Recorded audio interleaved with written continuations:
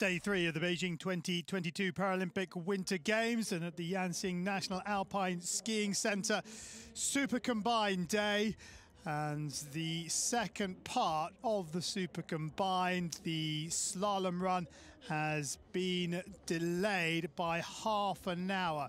Now, the first run this morning was a Super G run, and that was held on the speed course, and the second part of the super combined, the slalom leg, being held on a separate course. So logistically getting cameramen and officials from the speed course across to the technical course has led to a half-hour delay, and the competition will not start before 2:15 in the afternoon local time, as you can see by the caption on your screen. An unfortunate delay, but not unexpected, and one that the athletes will just take in their stride. Yes, and another positive to take from this short delay is our race organisers will be able to treat the slope with some extra chemicals, do a little bit more course slipping work, because as we've seen throughout the day, the conditions here are very, very warm. So it gives us a chance to improve the course conditions and make for fairer racing all the way through this slightly delayed competition later this afternoon.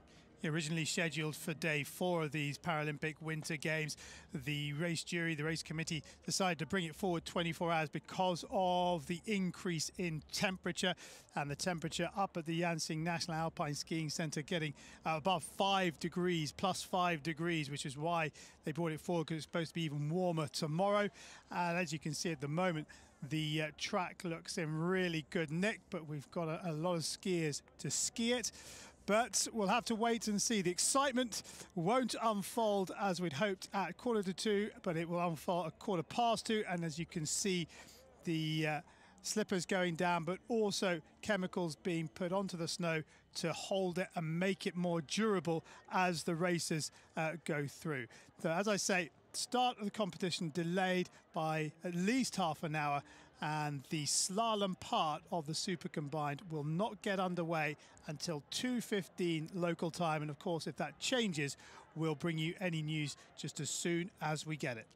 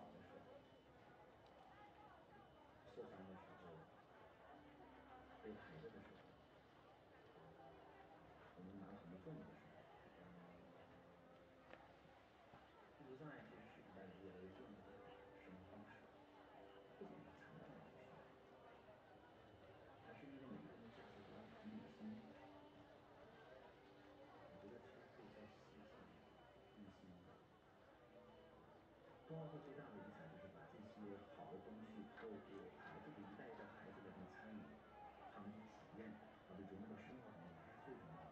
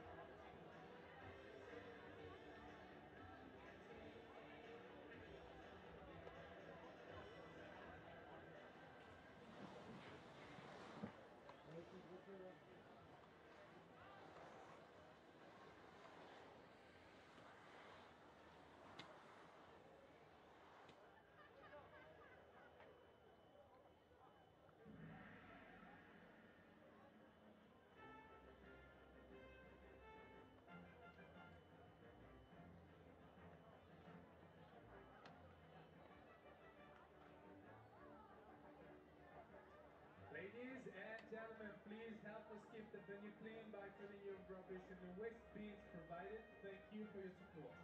女士们、先生们，请将垃圾扔入分类垃圾桶中，保持场馆清洁。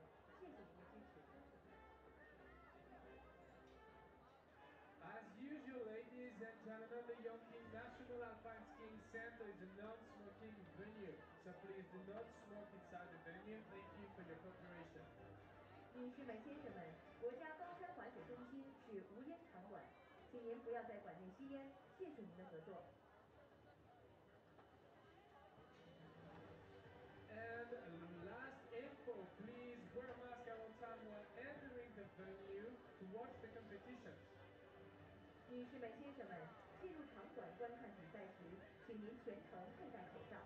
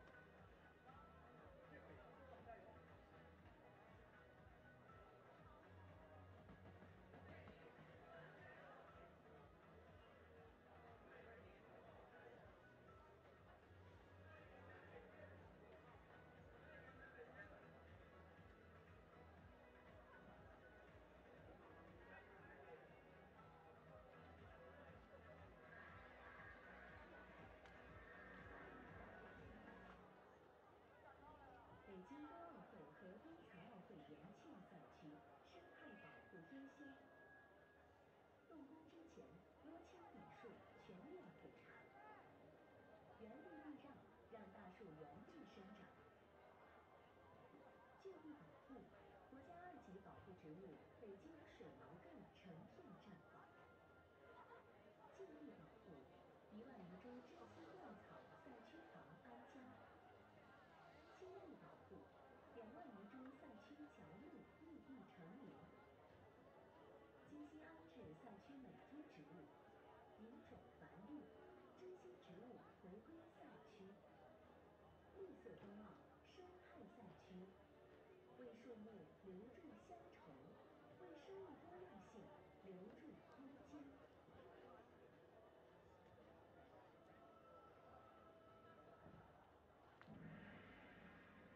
Ladies and gentlemen, thank you so much to be with us today for the second round men's and women's super combined on our beautiful and favorite ice river. I'm with Ty and I'm Thomas. How you doing, Ty? I'm fine, Thomas. Hello， 大家好，欢迎大家来到延庆国家高山滑雪中心，观看北京2022年冬残奥会的比赛。我是今天的中文播报和解说员蔡子涵。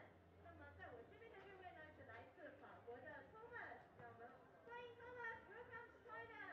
Thank you so much. Thank you. So let's talk a little bit about what happened this morning. So the first run of the men's and women's super combined on the street venue, and this afternoon on the technical venue called the Slalom. 是的，那么在今天早上举行的是男子和女子全能第一轮的比赛，也就是超级大回转的比赛。今天上午的比赛真的是让人热血沸腾，可以说是非常的感动。我们在赛场上看到了运动员们在奋力的拼搏，那么也希望在今天下午的比赛当中，可以看到运动员们在赛场上举手，在雪中飞扬。那我们在这里为运动员们加油，好吗，观众朋友们？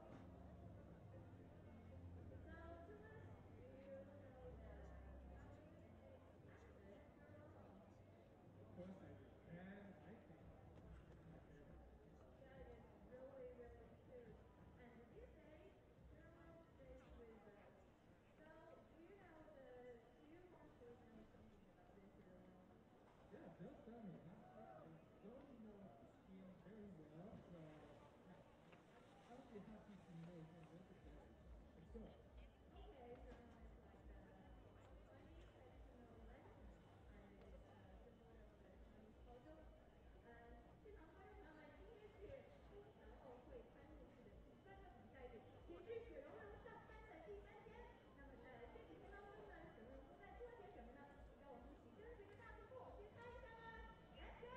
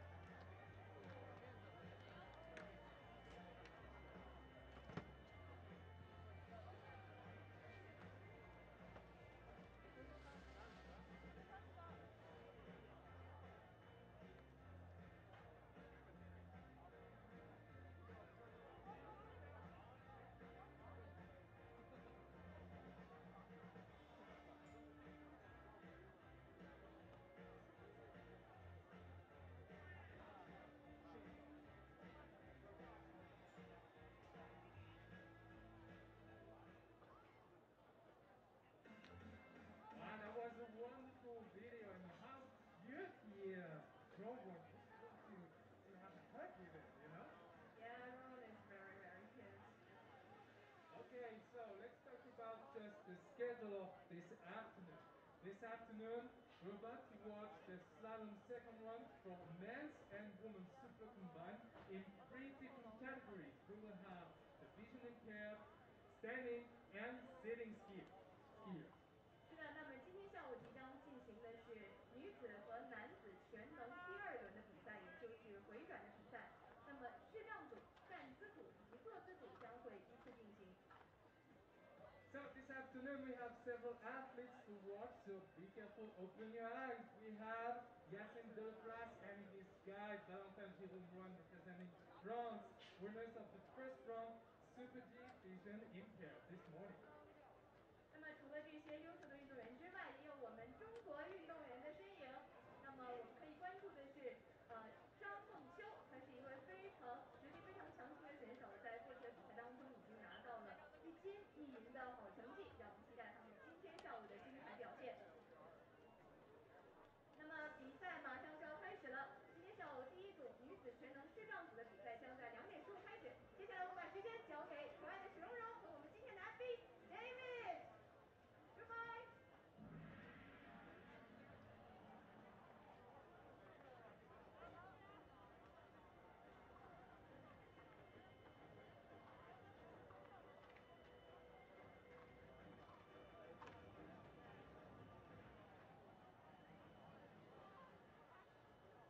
还有现场的观众朋友们，你们好吗？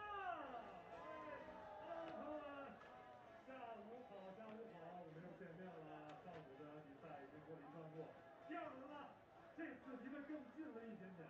你们准备好了吗？我热请问你们准备好了吗？非常好。那么我们接下来看看这是谁来了。来，让我们热情的用我们的掌声、欢呼声来欢迎我们的谢东东。Can you see him?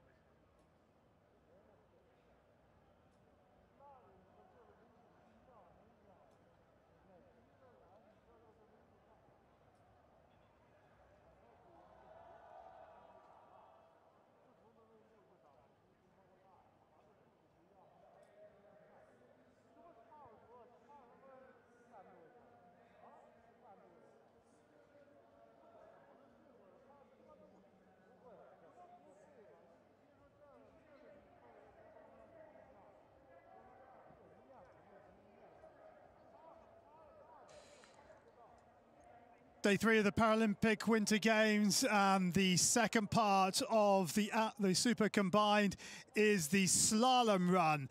The Super G run earlier on day 3, and now the slalom run, and it is the combined times from the Super G leg and the slalom run that will go towards the podium at the end of day 3. And the weather, well, it's really warm, lovely if you're on the side watching the races, but for the races itself, it's meaning the snow is starting to soften and break up, and it's going to be interesting to see how it goes as we work our way through the 80 races at the top of the hill.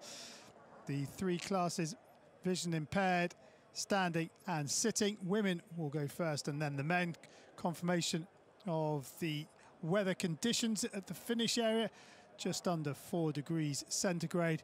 The snow, well, below freezing, but it's taking that sun all the while, and it is set up for a fascinating leg of the Super Combined. The women's Super Combined, vision impaired, the slalom run, the second of the 2 runs to decide who the medal winners are at Beijing 2022.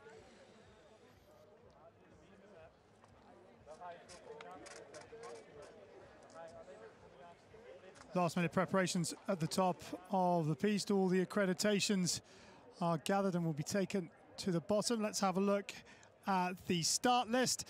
And there are 7 competitors from 5 national Paralympic committees in this slalom run. The defending Paralympic champion is Henrietta Farsakova. She goes at bib number 6. She was the second quickest after the first run. The reigning world champion is Millie Knight with bib number 3. She was 4th quickest, but the quickest of all is Zhu Da King, and the start order is flipped.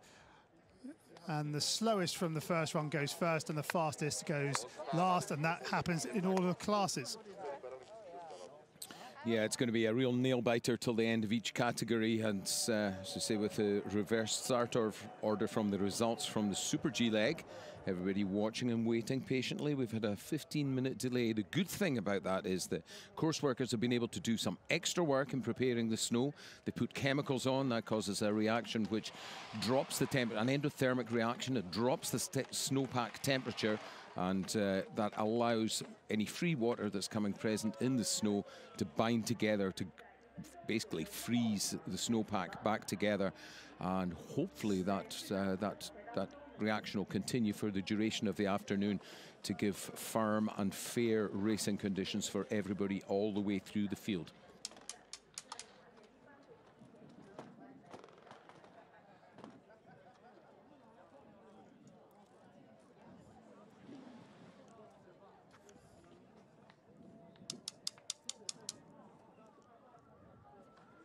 Well, this is Eva Niku from Greece, who will get us underway.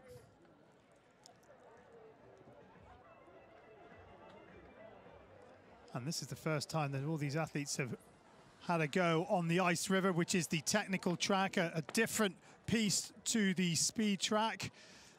And none of them would have skied on this before. The training hill is just to the skiers' left, but this is the race piste. Eva Niku of Greece gets the women's Super Combined vision impaired slalom run underway in this, the Super Combined. The 2 times are added together from the Super G run this morning and the slalom run this afternoon, and Niku sets a first split of 1:26.46, 1:41.26, sorry.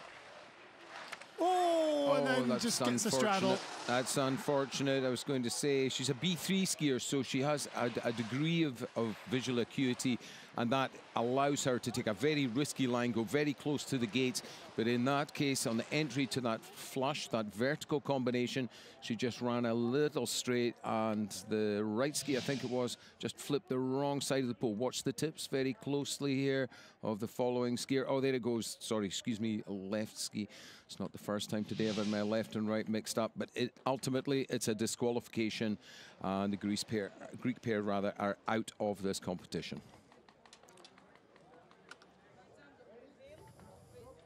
Bib number 1, Linda Le Bon from Belgium, 57 years of age. Linda Le Bon and her guide, Ulla Gillot, are on track. The 6th fastest after the Super G run. Good chance for us to have a look at the top section of the course here. There's the pattern of gates set by Folko Teetsma, the head coach of the Netherlands Paralympic Committee team here. And the piste itself is not so steep, but the key characteristic of this part of the mountain, it gradually steepens and steepens. And we can see now the pitch is up to some 20 odd degrees. So the athletes have to, guide and athlete, they really have to be certain of the timing of the edge set and the exact direction they point the skis. Yeah, this is the really steep section of the track, the finishing pitch. It doesn't look it on this camera angle, but it is really steep and really quick. And this is good work from Le Bon and really good work from her guide as well, making sure that her athlete gets down. And we have a time of 2:18.2.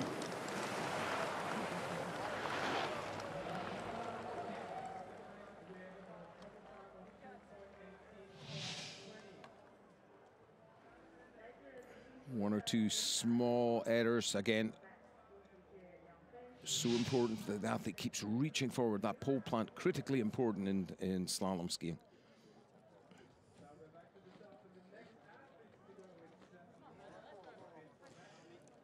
Menna Fitzpatrick and Gary Smith from Great Britain, and Fitzpatrick's advantage over our leader Le Bon, 4.11 seconds, and Fitzpatrick was the slalom Paralympic champion in 2018. So this is a discipline she likes, and she sets about this pattern of gates really well with Gary Smith in front of her. Great pace from the British skiers. Just a little one-sided, needs to try to balance things up left and right. Pole plants are a little bit times unsynchronized or unbalanced, if you like. But again, we have to say Gary Smith doing a great job. They could do with being just a tiny bit closer together, perhaps, especially where the rhythm changes are. Here's another one into the vertical combination. Menna runs it nice and straight, gets good strong pole plants coming out, moving quickly from foot to foot. A solid section down this final pitch. 2:18.2, and Fitzpatrick comfortably inside, 12.22 seconds. And the British team enjoyed that run from Menna Fitzpatrick. She did well.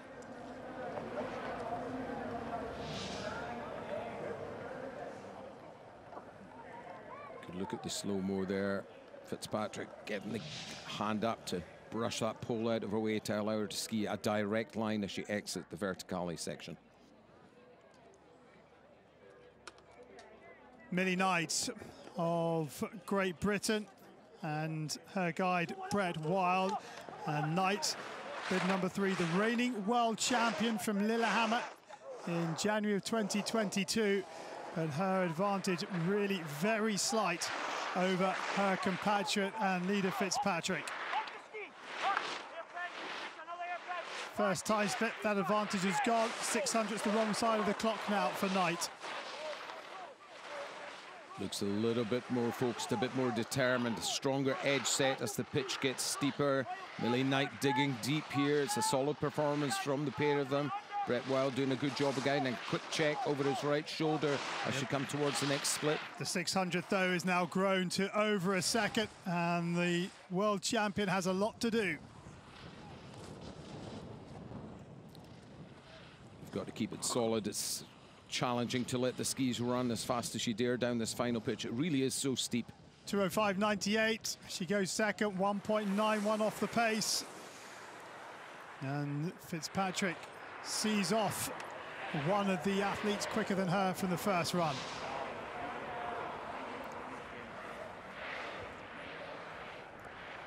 Good quick switch from foot to foot by Millie Knight. Just doesn't quite get the edge biting early enough to allow her a faster, more direct line than she would really prefer, rather, on those turny gates. Alexandra Reksova of Slovakia and her guide Eva Trachikova, and a good advantage over Mena Fitzpatrick, our current leader, over 2 seconds. And what can the Slovakian pair do in these opening turns? Well, it's 1.76 now. Very strong team, the Slovakian skiers, both male and female programs, with skiers in both the standing categories, at least VI and men's and women's stand-up. And Reksova, the young talent. Oh, that's unfortunate. She's missed that last red gate in the vertical combination. By vertical, I mean the gates are set in a straight line down the hill, and the pair of red gates just disappearing off her screen. She goes outside this last red pair. There she goes, just gets caught on the inside ski in the previous turn, and the gates are so close together she doesn't have time to get her weight out over the left foot to bring her back under control and through the gate by a correct passage. Real disappointment for the youngster Reksova, and the 16-year-old is out of the super combined. It's really difficult, though. That vertical, you can just see that good angle of how straight those gates are set.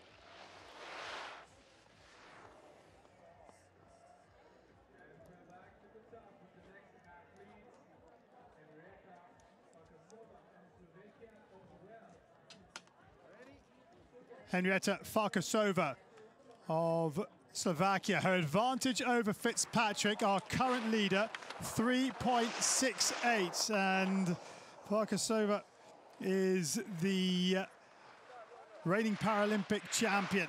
Now 3.68. What is it at the first split? And the answer is 3.18, so she loses half a second.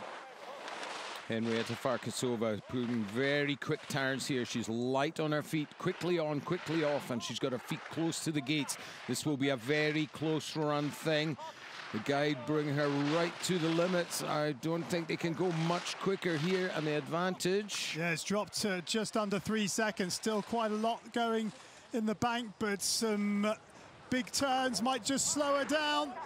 This is going to be close. 2:05.98, the time of Fitzpatrick, and Farkasova is inside, 2.59. Good skiing from Farkasova. You could see right from the get-go she was determined to hang on to her lead, and right here, just on the limit, Henrietta almost dropped too deeply into the back seat, but made it safely to the line, leads the way.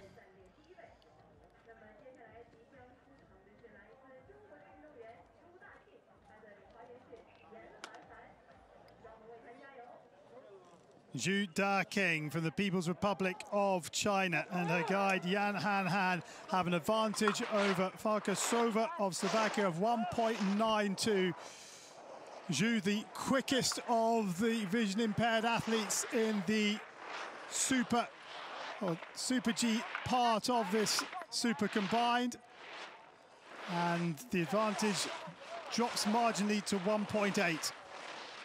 We have to watch this very closely. Zhu in a very risky position over the skis, a lot of weight on her heels, and as the terrain drops away, she has to be careful the skis don't run away from her. Oh, huge recovery. That's going to have cost her. She did well to stay on her feet and stay in the course, more to the point.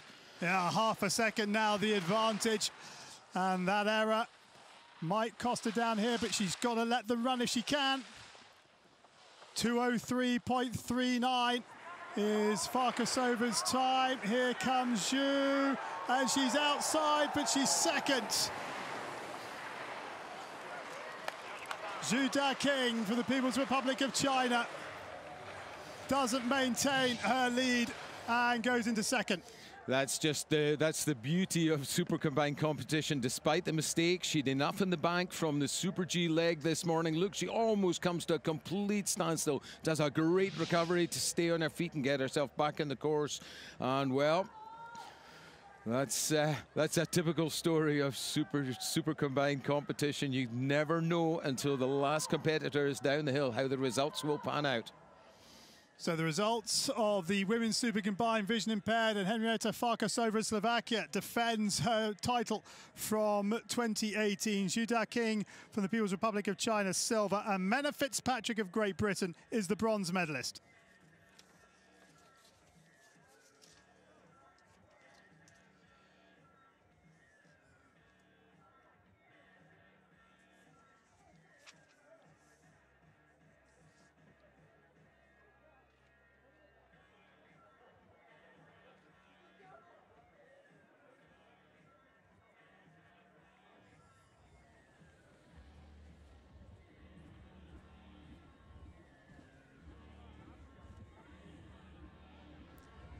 So the first of our 6 gold medals has been decided, and it is Farkasova of Slovakia, who now becomes an 11-time Paralympic champion with her 2nd gold of these Beijing 2022 Paralympic Winter Games.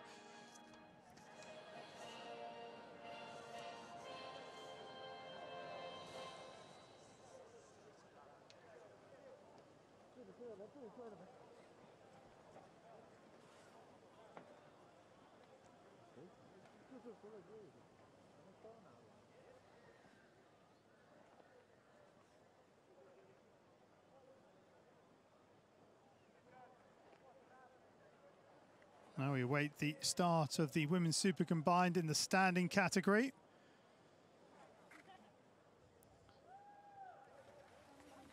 But before that, we'll have the recognition ceremony for the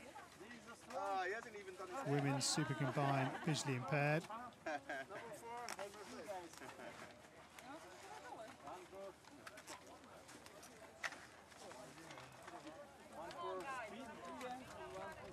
Exactly, perfect. That's right.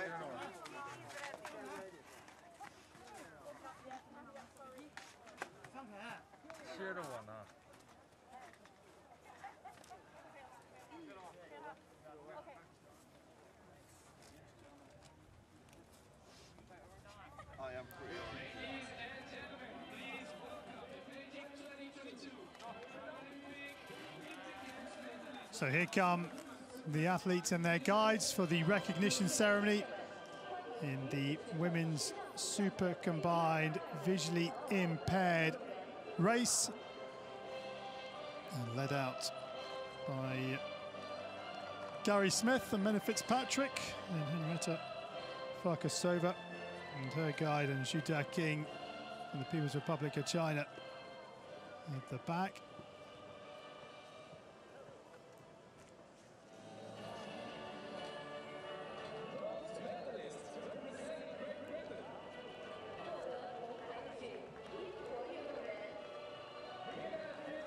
And the bronze medalists for the women's super combined vision impaired is Menna Fitzpatrick of Great Britain.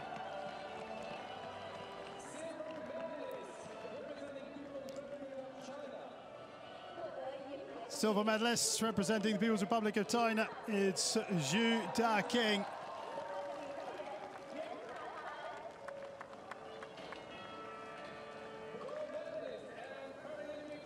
For the Paralympic champion, as she was in 2018, and for the 11th time in her career, it's Henrietta Farkasova who successfully defends her super combined title.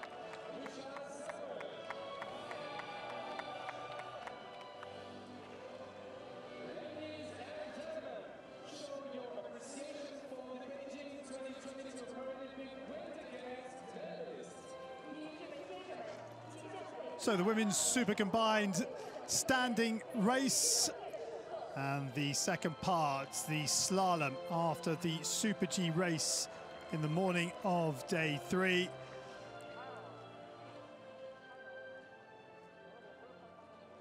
The combined times will determine our medalists, and there are 10 athletes at the top of the track from 8 national Paralympic committees, and Molly Jepson, the defending Paralympic champion, bib number 22, fifth quickest after the first run. Marie Bochet, the reigning world champion, bib number 10, third quickest after the first run.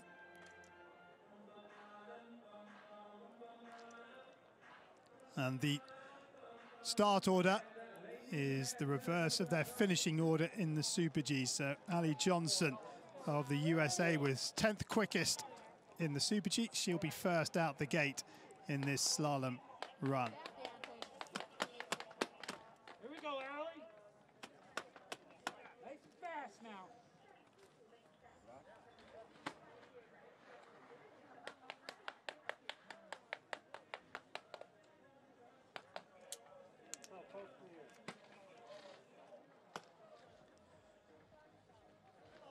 Left to her own devices, looking down this track. And now the one comes across the gate and she'll dial in, but the course workers working really hard to keep the ruts away. Ali Johnson of the United States of America gets the women's super combined standing underway. The slalom leg, the second of the two races that go towards the super combined. And Johnson will try and put down a time that the others will try and match. Johnson, solid top section.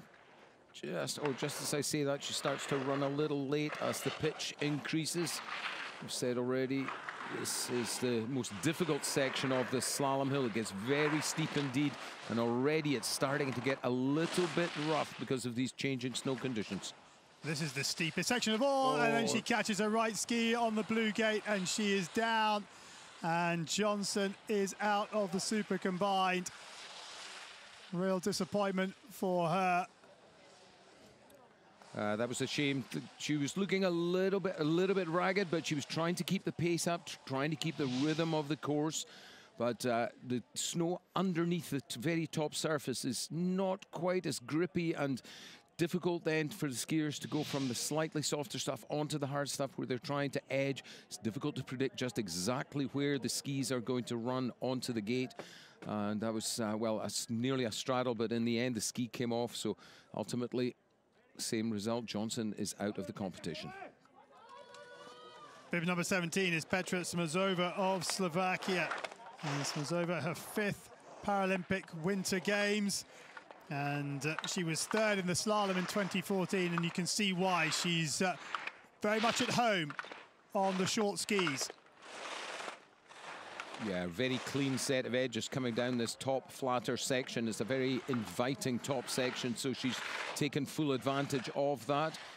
She knows she's got a lot of girls ahead of her. Oh, letting it try and steal too much of an advantage, going just a little too straight in that verticale. 4 gates in the verticale, so you have to be a little bit cautious about how much pace you take before the swing or the big offset turn at the end of the combination.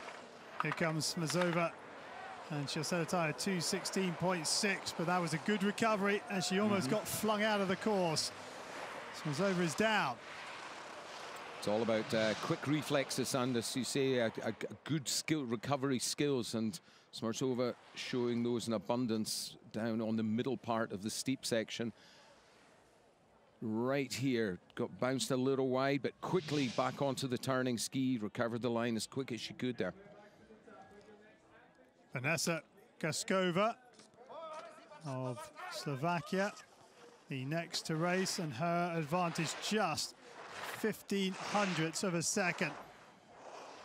Really not much at all for the youngster. Very difficult without the poles and the upper limbs to help maintain that side-to-side balance and the tempo from turn to turn. You know, it's a bit like a dance, the slalom. There is a rhythm to be found within the course, and finding that rhythm, if you can do that and then maintain it, then pick the tempo up, that's what creates winning runs. But our young Slovakian skier going steady here. Gaskova keeping on top of things, not getting phased by the steepness of the pitch. 6.48 now. This is where the Ice River run gets really steep. But Gaskova has picked her way through that section. And Smazova's time of 2:16.6 has come and gone. And Gaskova is down into second place for the time being.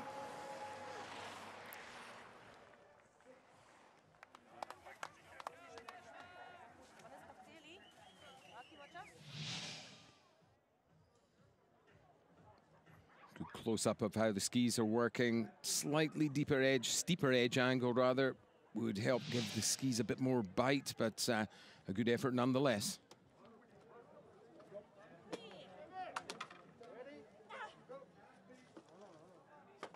Hondo Ami of Japan, the next to go. Her advantage, 6.15 of a second over our leader, who is Smazova of Slovakia.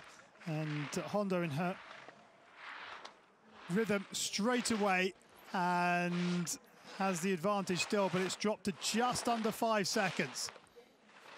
Yeah, and Hondo's a little bit in the back seat, as we say. In other words, her hips are a bit low. She's in more of a sitting position rather than a tipping, crouching forward position. Need to be able to jump from ski to ski, jump forward from ski to ski. As a consequence, she's losing a little time with each and every run, each and every turn rather.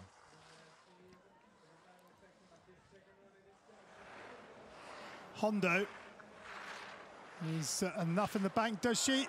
She takes the lead by 3.2 seconds, 2:16.6, second quickest on the slalom leg. She's into the lead. Stays well on top of the skis in these slow-mo pictures. Coming off the flat, little recovery, but yeah, she had enough in the bank from that first run this morning in the Super G.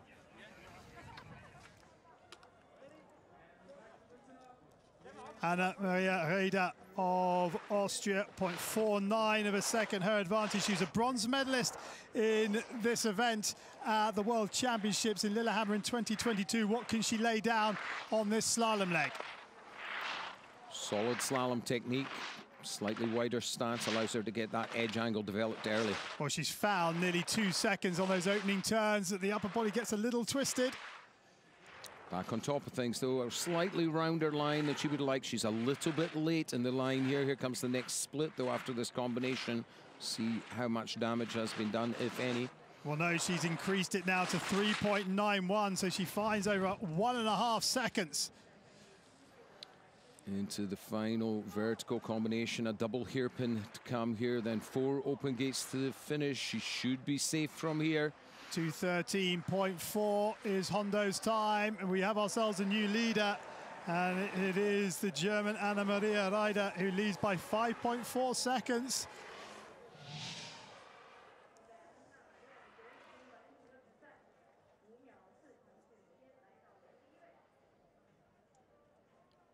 Hanging on well, taking it right to the limit, really, you could say, just taking the risks in the verticales and then making the rhythm change just in the nick of time.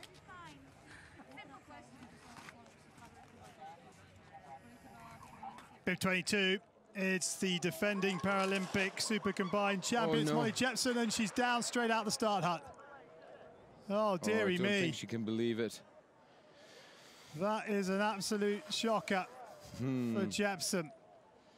Huge disappointment for the defending champion.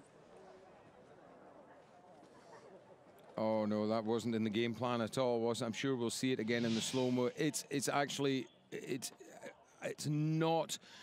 It's not the most unusual thing. You see what actually happened? The rubber mat that the race officials put in place for the athletes to put their ski poles on to assist with the push out of the gate. It's really, really sticky. And Molly, as she was going for a skate with the right foot out of the start gate, ran the tip of her ski, the front part of the edge, ran it onto that mat. And it was like it snared her there, and she had no option but to go down like a dolphin there on the snow. That wasn't in the plan at all. Alana Ramsey of Canada, 2.78. Her advantage over Reda, our leader. And Ramsey, a bronze medalist in Pyeongchang in the Super Combined, is off to a good start, some good opening turns. And at the first time split, the lead is still there, but it's down to 2.49. Yeah, Alana Ramsey showing off her all-round skills on the same or very close factor time to her current leader, so this is more or less a head-to-head competition. That was quick through that vertical section, but a little slow on the switch onto the left foot with a long sweeping turn that brings her across to the skier's right and into this final section of turns. Good though on the middle section because she finds half a second and 2.86 in the bank before the finishing pitch. 2:08 dead is the time of Ida, and Ramsey leads by 1.67 seconds. Canada giving themselves a great chance of a medal here.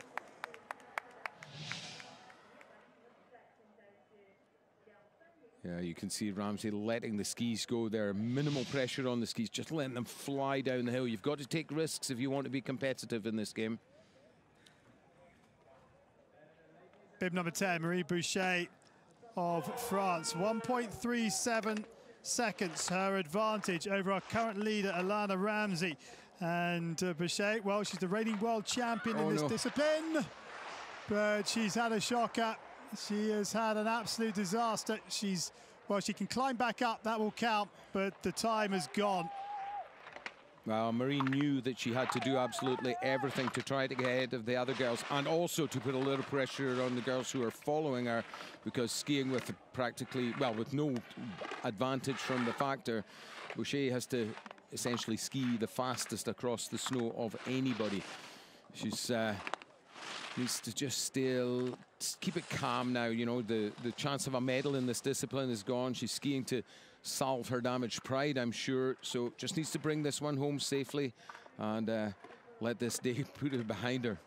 Boucher third, 5.84 off the pace, but that was real disappointment for her.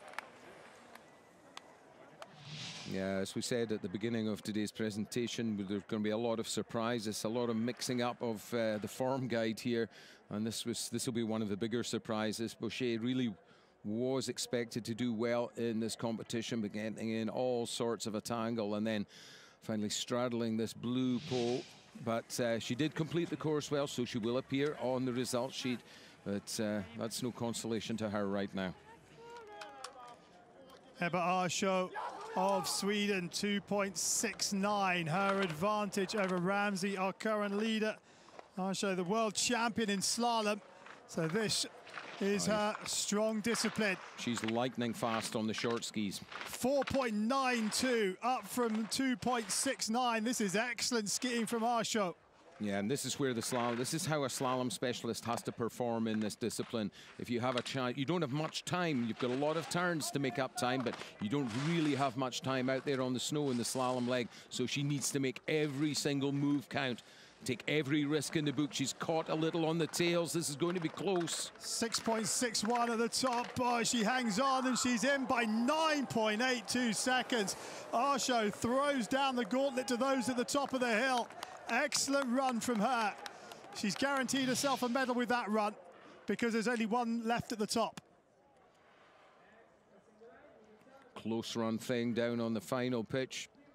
Took every risk and then one or two others as well. Oh, just dropped into that little hole. That's what caused the little upset, but there was a slightly wider gate following, so she was able to regain her balance and send those skis down towards the finish line. Zhang Mengqiu from the People's Republic of China, the quickest in the standing category after the Super G leg of the Super Combined, and she's trying to chase down Ebba Arsho of Sweden, who laid down an electric run. Now that advantage of 2.25 has nearly all but disappeared. Just half a second left in the bank, and Zhang's in all sorts of trouble. Like the other Chinese skiers, she's a little bit in the back seat. It's a risky tactic. The skis will run quickly on the flatter sections, but you don't really have enough control on the steeper part. And there's the result. It's gone red by 0.34. She needs something special down this finishing pitch. I don't think there's enough left in the course. Only these two vertical sets and then 4 open gates. I think it's slipped by for Zhang. 156.51 comes, goes, and she goes second by 1.5 seconds. A medal for the People's Republic of China, but it wasn't the gold that she had hoped for. She can't convert her Super G dominance on the slalom track.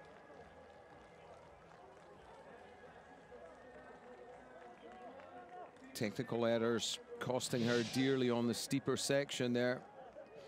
Yeah, she'll be happy by the end of the day. I'm sure she's a little bit disappointed right now. She was hoping for greater things, especially after having such a healthy lead out of the Super G leg.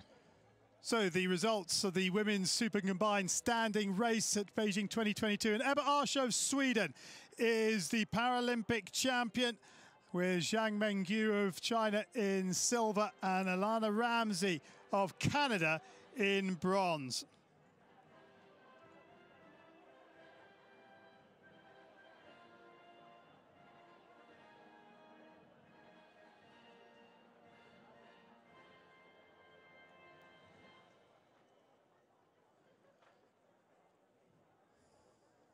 And now we have the recognition ceremony for the women's super combined slalom standing race.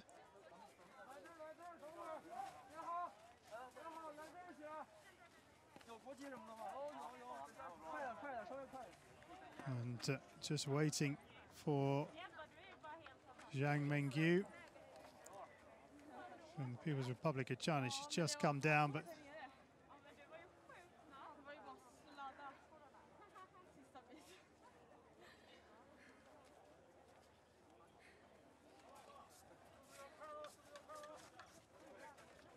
the great skiing from Ebba Arsho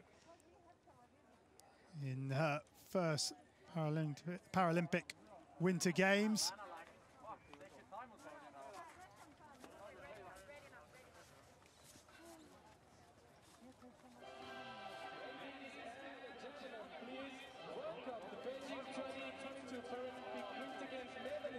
And here come the medalists for the women's super combined slalom race.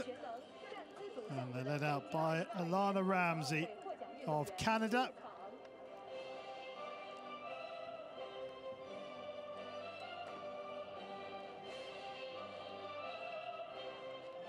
An excellent performance from Ramsey. And she picks up another Paralympic Winter Games medal.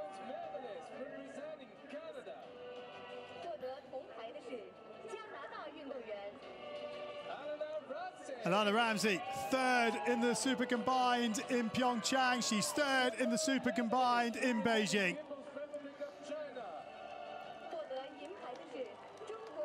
Zhang Mengyu from the People's Republic of China picks up a silver medal.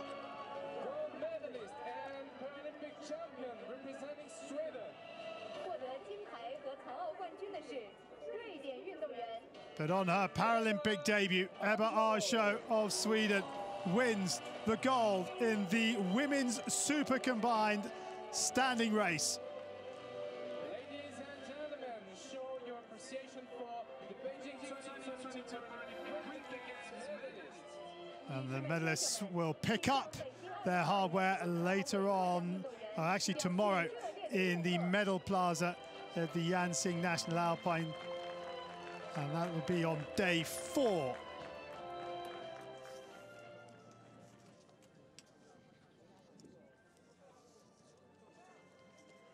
The women's super combined sitting slalom, part of the super combined, and the 6 racers at the top of the hill go in reverse order from their finishing in the Super G. So Shona Brownlee of Great Britain, who was 6th quickest in the Super G, will go first, and Muraoka Momoka of Japan will be last out of the start hut. The reigning Paralympic and world champion is Annalena Forster, bib number 24. She was 4th quickest in the Super G leg. She's 6 seconds to make up, but she is the defending slalom champion from 2018, so she will be looking forward to this run.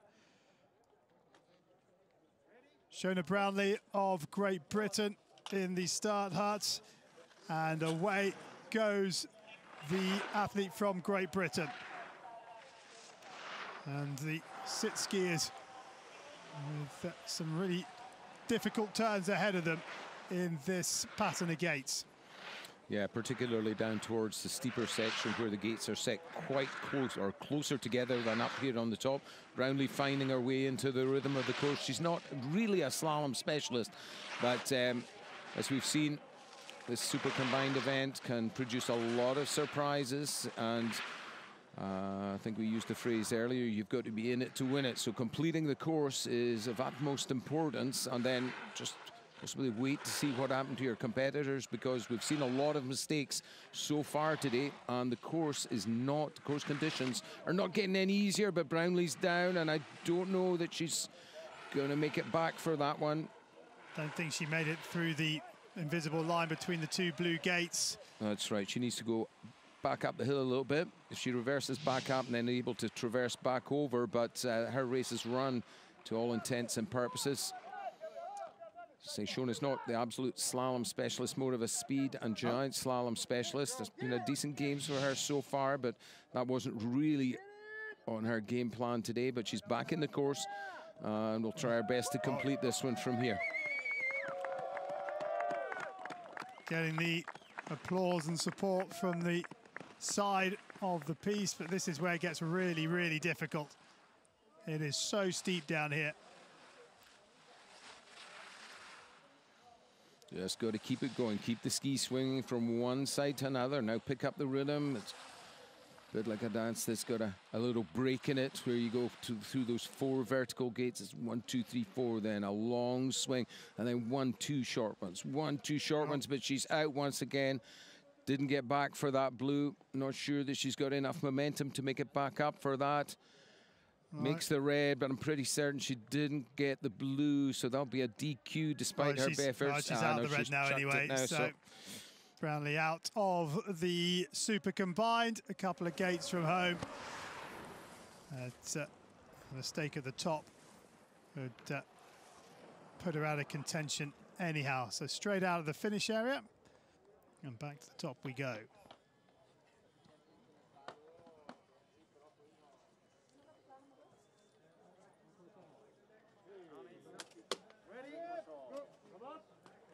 Tanaka Yoshiko of Japan with bib number 30. Next out of the start hut, 46 years of age.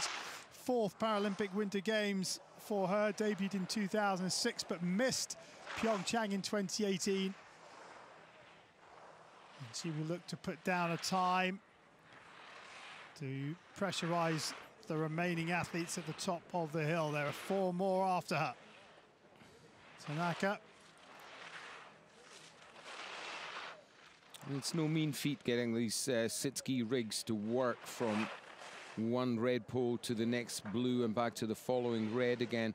The skis, although they're short, 155 centimeters, it's still very difficult to load the ski up without without being able to make one turn carve well. It's difficult to get the next one to carve. So getting that rhythm, that swing from one side to another is really important.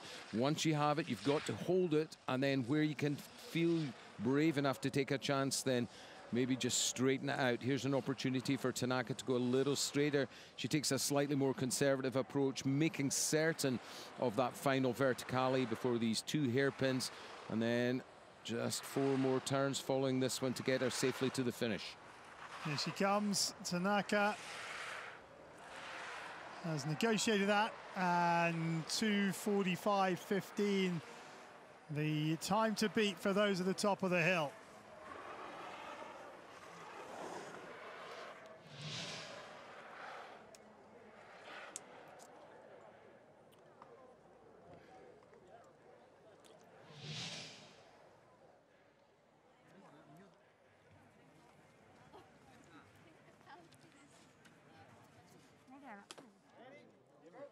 Bib 24, Annalena Forster of Germany, 9.89, her advantage over Tanaka, our leader, but this is the reigning Paralympic and world champion in this discipline. She's also the Paralympic slalom champion, and look how she attacks this. She's got a different rig to the Super G rig. It's a slimmer, lighter rig, and she's gone from 9.89 to 16.51 up. Yeah, Forster showing us that as we go into the final 4, we're really into a different league. The ladies here remaining in the competition, all able to make much quicker edge sets, more experience, more training time, more competition time at this level, showing through clearly. And Forster keeping the line high now. Here comes the final verticale, not far to go now. She shoot, oh, a heavy edge set just before this double hairpin section. That will have cost her a little. Good couple of recoveries from Forster, enough in the bank, but 33.77. That is the time to beat now, 2:11.37. Is it enough, though, to get her onto the podium? Yeah, it's going to be a nail-biter. There's not an awful lot between the final four women, and Forster setting, there's the risk-taking I talked about earlier, pointing the rig and the ski straight, but then having to get a bit of bounce to set the next turn up as the course begins to swing left to right again. Barbara van Bergen of the Netherlands, her advantage over our current leader, Annalena Forster, from the Super G run, 2.68 seconds. And Van Bergen, the 43-year-old, who has a World Championship medal in downhill, but has the same rig that she was racing the speed event in, and that advantage of 2.68 is now a red line of 1.19. I wouldn't say Van Bergen's a slalom specialist, but a strong background in slalom. All of the skiers from the Netherlands have really started their racing career in the technical events, slalom in particularly, and primarily in their training centre at Landgraaf at their snow dome down there. So Van Bergen, no stranger to the slalom poles, but that mistake at the top of the main pitch costing her rather dearly, and I think another big mistake there. I think she'll be thinking twice about whether she's going to try to continue from here, but that first mistake really leaving her too much to do to stay in contention, unfortunately. She's trying to come back across. Is she trying to go up? Well, the side slippers are going to have to watch out here, because if she gets back up to that red gate, she needs to get the binding. No, I think it's so steep, this part of the track. It's very, very difficult, and Van Bergen decides that she won't make it back to that gate, and she is out. Huge disappointment for Van Bergen. She is a DNF in the super combined sitting race.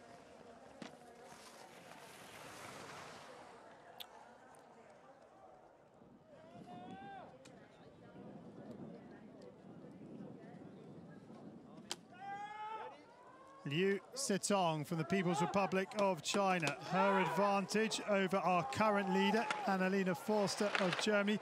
3.23 seconds from the Super G run held earlier on day 3 of these Paralympic Winter Games.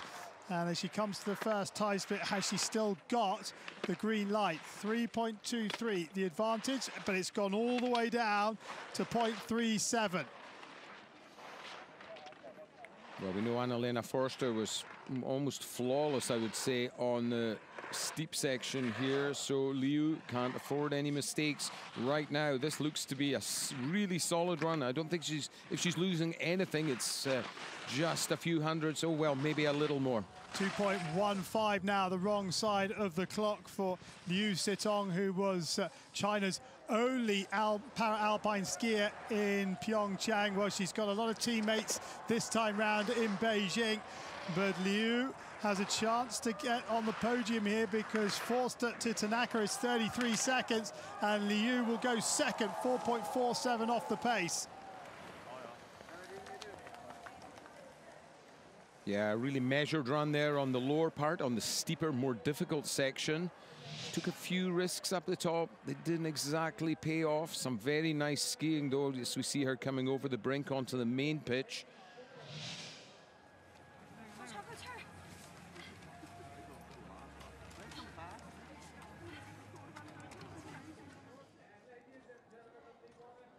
Maruoka Momoka of Japan out of the start, had the quickest racer after the Super G part of this super combined race. Her advantage over the defending Paralympic champion and current leader, Annalena Forster of Germany, 6.07 seconds. And at the first time split, she will see that her advantage has dropped to 3.51. Momoka going a much rounder line than Annalena Forster.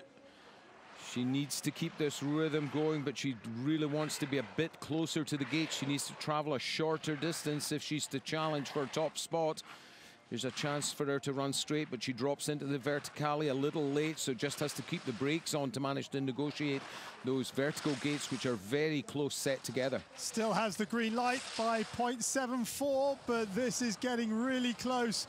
And Muraoka is going to have to come up with something special on these steep final turns. And the time of Forster, 2:11.37, and it's going to be close, but not close enough. She's outside it. She's second by just over 3/4 of a second, and not to be for Muraoka, but she is on the podium. Ah, that was the ski. She was, you could tell she was, like, she looked nervous at the top, looked like a little more tense than she did in this morning's Super G. Maybe that tension was what prevented her from just taking the risk and letting the ski run a little more. She knew she could ski at home for a medal, and yeah, what a choice to have to make. How much risk, but that's really what it's all about in alpine skiing, and particularly in this, the all-rounder discipline of super combined. Confirmation then of the final results in the women's super combined sitting race. Annalena Forster of Germany defends her Paralympic title from Pyeongchang in 2018. Muraoka Momoka of Japan is second, and Liu Sitong from the People's Republic of China is third. Just 4 of the 6 racers finish the slalom part of the super combined.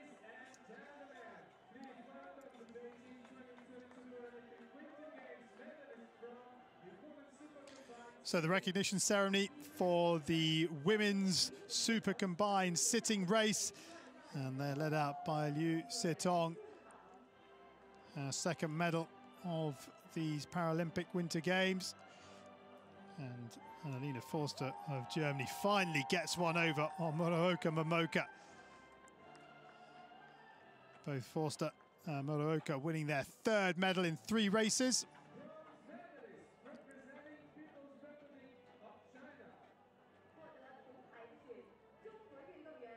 In 3rd place, picking up the bronze medal, it's Liu Sitong from the People's Republic of China.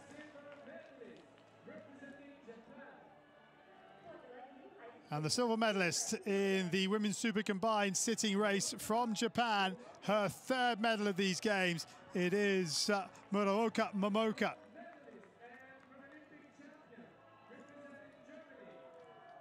And the reigning Paralympic and world champion Annalena Forster is once again on the top step of the podium.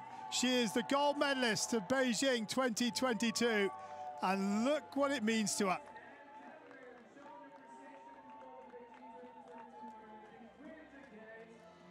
She trailed in behind Muraoka in the downhill and the Super G, but it's 3rd time lucky for Forster as she comes away with her first gold of Beijing 2022 with a storming 2nd run charge, making up over 6 3/4 seconds to move from 4th to 1st.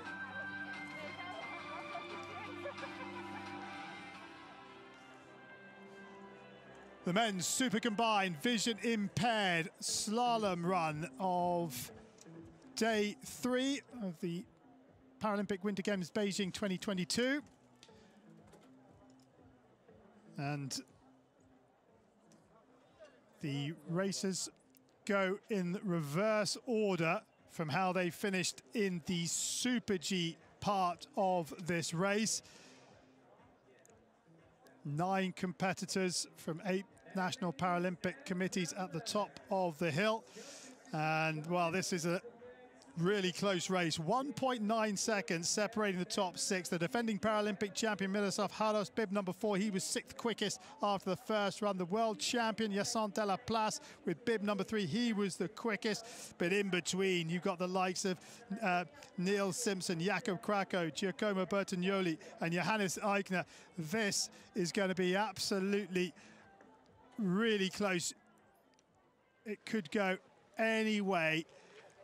And the next half an hour or so will be absolutely fascinating.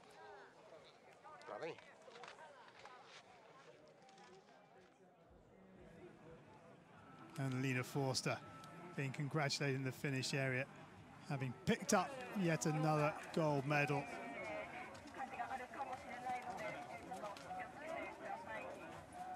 Momoka Momoka on the radio. It is an individual sport, but it's also a team sport, and she'll be feeding back up the hill to the male Japan racers who have yet to go in the slalom leg to tell them what to expect.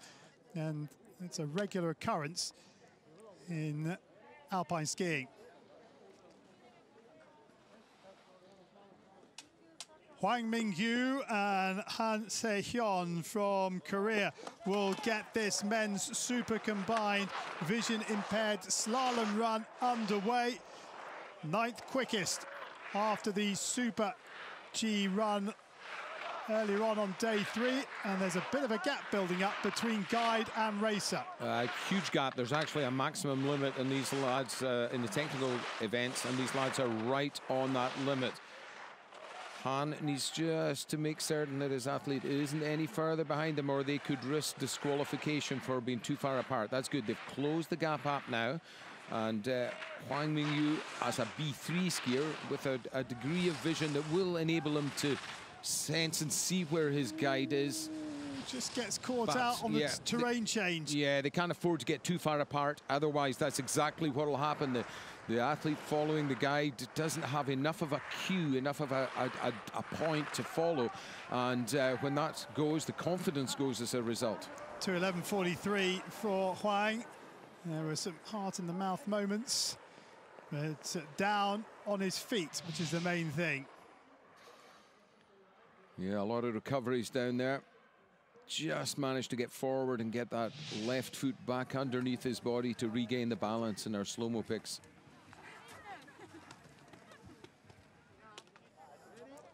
Logan Leach and his guy Julien Petit from Canada next out the start hut. Their advantage over our current leader Hwang of Korea, 2.67 seconds.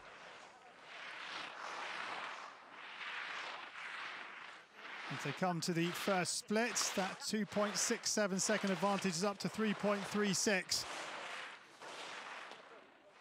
Good solid skiing from our Canadian pair, keeping the rhythm, keeping the distance between them constant.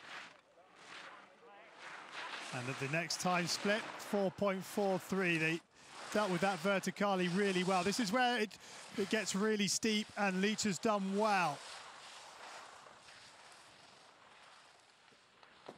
Good skiing from Leach and his guy Petit down this final pitch.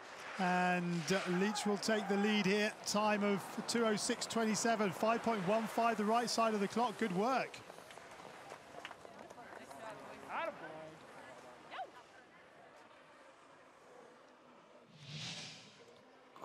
Quick look back at Jason Leach here. Very good timing from the Canadian pairing. A little bit in the backseat and getting dropped inside just before the pitch.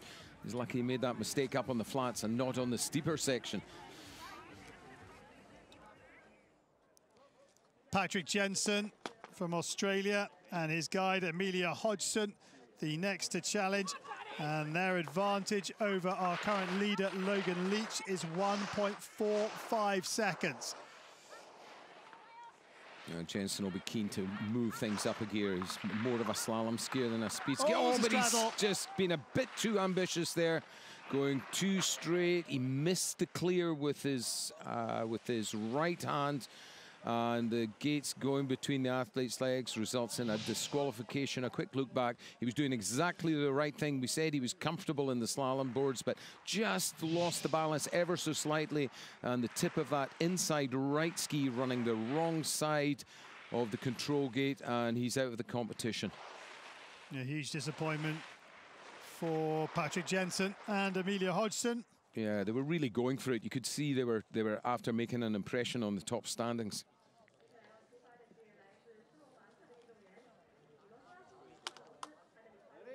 Bib number 4 from Slovakia is Miroslav Harus and Maros Hudik.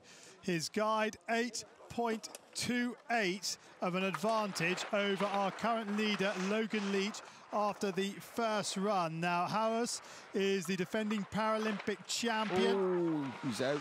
But he is out, and well, he's going to try and climb back up. Yeah, you know, they know that there's still a lot to play for, even though you may be a long way out. We've seen in the previous categories there are going to be a lot of fallers in this men's visually impaired, or chances are there will be a few more fallers in this men's visually impaired competition. So he knows it's important to actually make it cleanly to the finish. A 1.61. If he can ski this bottom section. I think he's really going for it now because he's trying to make up the time and somehow gets through that royal flush, and he makes up the time to 300ths. Yeah, that's pretty remarkable, but he's got to stay on his feet. That's the main thing.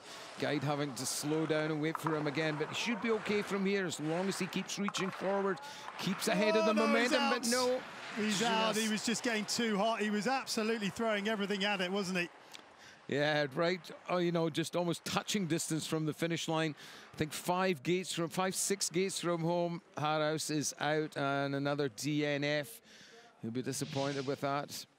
But you can't blame him he gets full marks for his fighting ability, really battling it all the way down.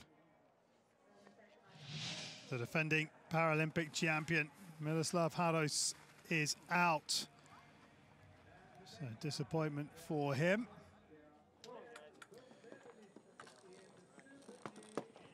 Neil Simpson and his brother Andrew Simpson, his guide from Great Britain. Their advantage over Logan Leach of Canada, 8.43. The British pair 5th quickest after the first run. They've set off, yeah, that's good. Neil's caught up on Andrew, and this is a bit like we see sometimes from these lads, put pressure on each other. They just have to keep a lid on it, that's the thing. And it grows to 10.11. And Neil Simpson doing a great job in his first Paralympic Winter Games. But this is the tricky section and the steep finishing pitch. And they are 11.33 up. Now, they need to hang on to that advantage, and to do that, they need to keep an early high line, but not fight the hill down the pitch here. Looks good so far. Neil finding a very direct line through the verticale, almost straddling, but it looks clean to me. It's very tight, very fast to the line. 2:06.27, 13:46 the right side of the clock. It's a good run from Neil Simpson, and he will go into provisional gold medal position. Quick look back at the slalom skills of the Simpson brothers. Older brother Andrew setting a lovely rhythm here, and his younger brother Neil right on his tail. Good work, lads.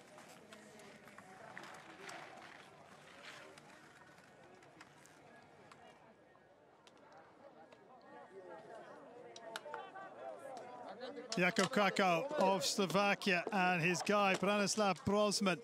They have just 0.08 of a second to play with over our current leader, Neil Simpson of Great Britain. So Simpson has laid down the challenge to those that follow him, who can respond. And Simpson's run was very much error-free, I would say. It was right on the limit, so the pressure is on. And it tells immediately as the green light goes to red by nearly 2/3 of a second. But good rhythm now from Krakow. Keep it going, solid. And he finds a bit of time, but not enough. He's got to find half a second down this final pitch. Krakow and his guy making slightly heavy work of it. They need to let the skis run if they're to challenge for the lead here. They're going now. 1:52.81, and Krakow. Oh, Oh, well, he stayed on his feet, and it's not to be. 1.5 seconds off the pace. He knew exactly what he had to do. He had to take something from that final pitch to try to get some pace on the run into the finish, but he let the skis run just a little too early, and on this final tricky combination, here it comes on the final tricky combination. It's a double hairpin, 2 pairs of vertical gates set straight down the hill. The skis got away from him, and he was lucky to stay on his feet. At least he's in the finish, but the lead has disappeared from him. Giacomo Bertagnoli of Italy and his guide Andrea Ravelli, and their advantage over Neil Simpson of Great Britain, just 1600ths of a second. Bertagnoli was the slalom champion in 2018, so he likes the short boards, and he's attacking this track, trying to pull in Neil Simpson, and he's got nearly a second in hand now. Yeah, Bertagnoli actually an inspiration for Neil Simpson. He's one of his sort of technical role models, and you can see why. Bertagnoli doing some very clean turns here. And it's up to 1.79 now, the advantage. Bertagnoli, excellent skiing. Couple of little wobbles there as he comes to these final combinations, but looking solid now within sight of the line. Oh, this is impressive skiing from Bertagnoli, and he gets the lead by 3.01 seconds. That was nearly faultless from the Italian. Yeah, under a lot of pressure as well. The Italian pair kept a couple of calm heads. Look at the pace they're carrying us up here. Just letting the skis fly, barely touching the snow with the edges, just enough to deflect the momentum, deflect the direction from one side to another. Johannes Aigner of Austria at the top of the hill, bib number 1, 600ths of a second. His advantage over our leader, Giacomo Bertagnoli of Italy. Aigner, second quickest after the Super G part of this super combined race. Now the first time split, and the advantage is no longer. It's 1.24, the wrong side of the clock. Fleischmann doing a great job with the guiding, calling the rhythm, hop, hop, just calling the rhythm, just like a conductor with an orchestra. Great work from this Austrian pair. They're quick through here. 1.74, it's grown by half a second through that section. Competitive stuff nonetheless. Just a little late going into the long verticale, so had to hold the edges on to maintain the line. 149.8 has come and gone, and Aigner goes second, 2.18 off the pace. And Bertagnoli knows he has a medal, so does Aigner, because there's just one left at the top of the hill. Quick look back at this long 4-gate flush.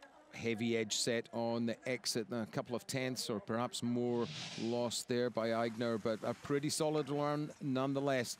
Knew he had a medal within his grasp, and they both kept calm enough to be able to achieve that.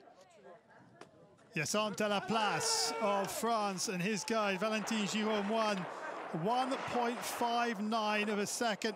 Their advantage over our leader Bertagnoli. And Delaplace in his first Winter Paralympic Games, looking to try and win his first medal, but he's out. The mistake from Delaplace. Oh, what a disappointment. Had the green light there. They still had the best part of 3/4 of a second to their advantage, and they didn't ever really seem to find the rhythm right at the top of the course. This is actually better skiing here now, but I think they're chance is gone. They may be able to squeeze a third, but the gap has grown. 5.5 now. That's 5th place on the hill. That too much time lost trying to regain the gate. And he's just throwing everything at it now, Delaplace, as he has to. But it's going to be in vain, I fear. 149.8, that's come and gone. And Delaplace will, we didn't get a finish time for him. He's gone 156.74. He's gone 5th. Let's have a look at what went wrong up here. The boys were doing exactly the right thing, but just Delaplace is just dipping back a little onto his heels. The two skis coming too close together as a result, and running straight just when he needed a little bit more direction out to the left of the course. So the final results of the men's super combined vision impaired, and it's Giacomo Bertagnoli of Italy who is the Paralympic champion, Johannes Aigner of Austria the silver medal, and Neil Simpson of Great Britain picks up the bronze as 7 of the 9 finish the men's super combined vision impaired slalom part of the super combined.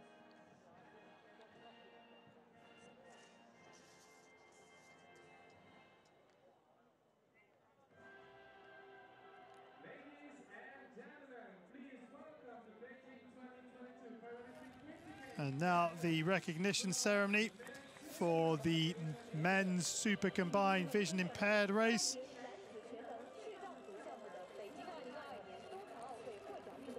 And the race is led out by Neil Simpson.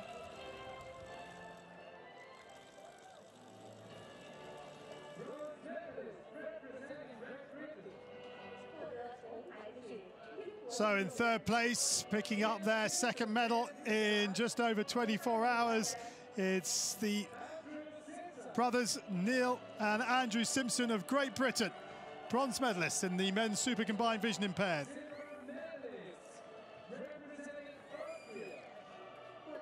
Silver medalists and collecting the sweep of medals in the Beijing 2022 Paralympic Winter Games. Johannes Aigner of Austria picks up a silver.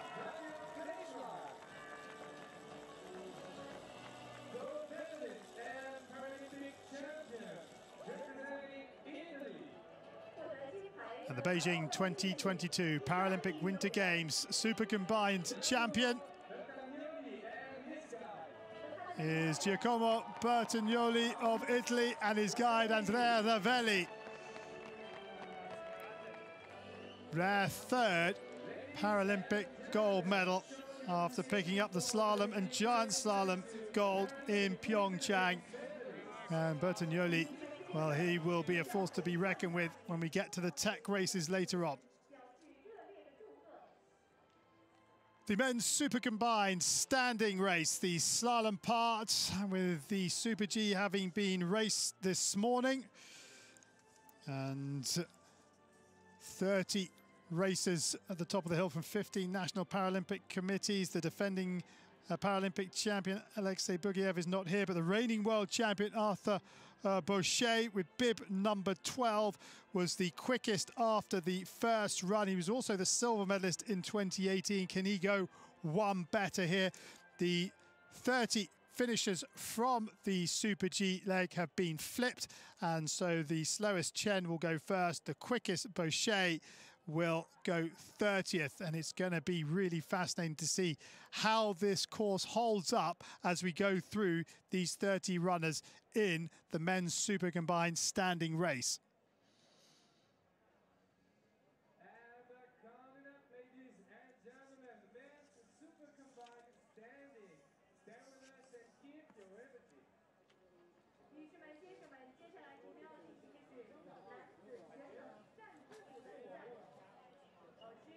So we're almost ready to go in this, the penultimate gold medal to be decided on day 3 of these Beijing 2022 Paralympic Winter Games. Super combined, as the name suggests, combines the times from the Super G run in the morning and the slalom run in the afternoon, with the quickest winning the gold medal. And it'll be at Shenzhen from the People's Republic of China that gets us underway.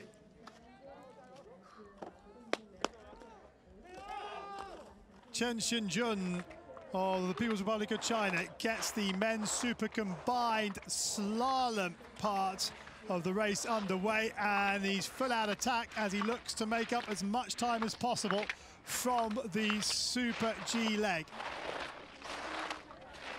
Good work on the top section. He has to be a little bit more on top of the skis, I would suggest, as the course steepens. Here comes the first big rhythm change. Big sweeping turn here. Oh, and it's a straddle.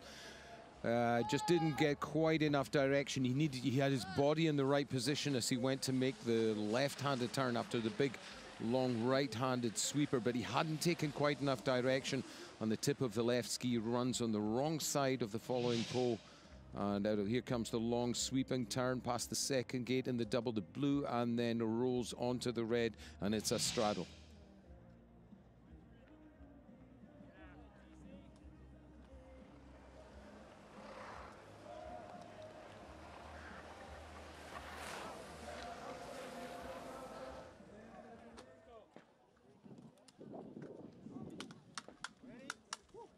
Tyler Carter, the United States of America, bib number 44, 28 years of age in his third Paralympic Winter Games.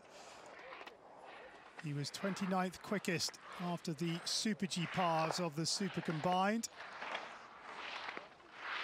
And at the first split, 137.6, but looking comfortable over the boards. Got a solid rhythm in the top section. Here's this first difficult rhythm change. Oh, and it catches him out. Another one who skis out of the course, and huge disappointment for Carter. Another DNF.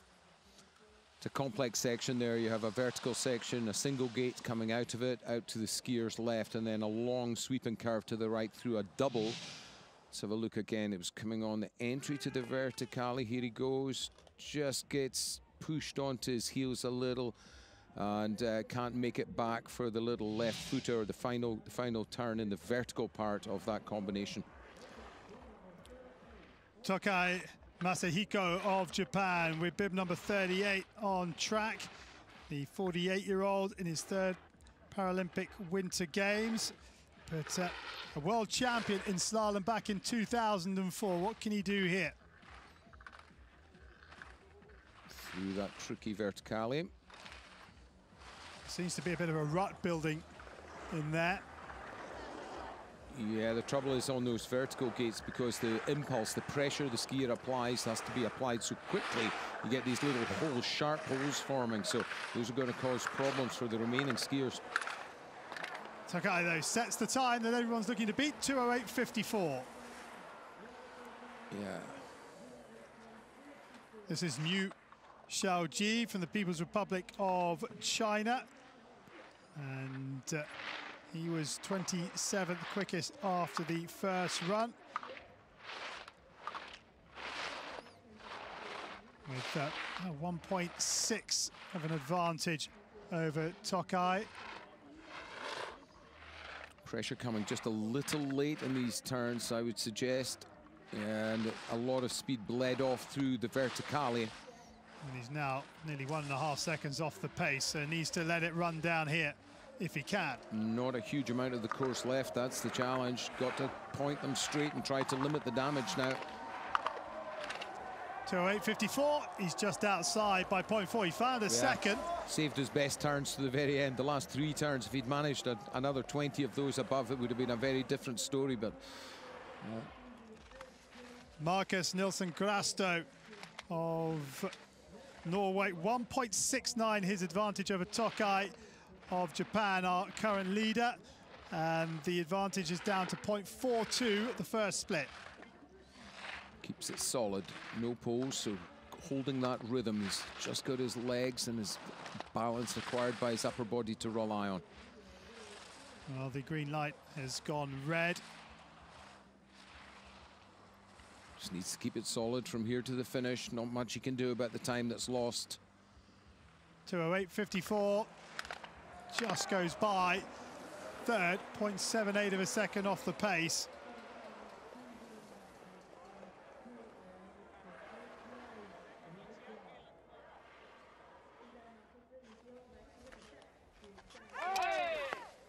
Jules Segers of France, bib number 40, the next to go. And Segers, 19 years of age, but he's out. Now let's have a look to see what happened there.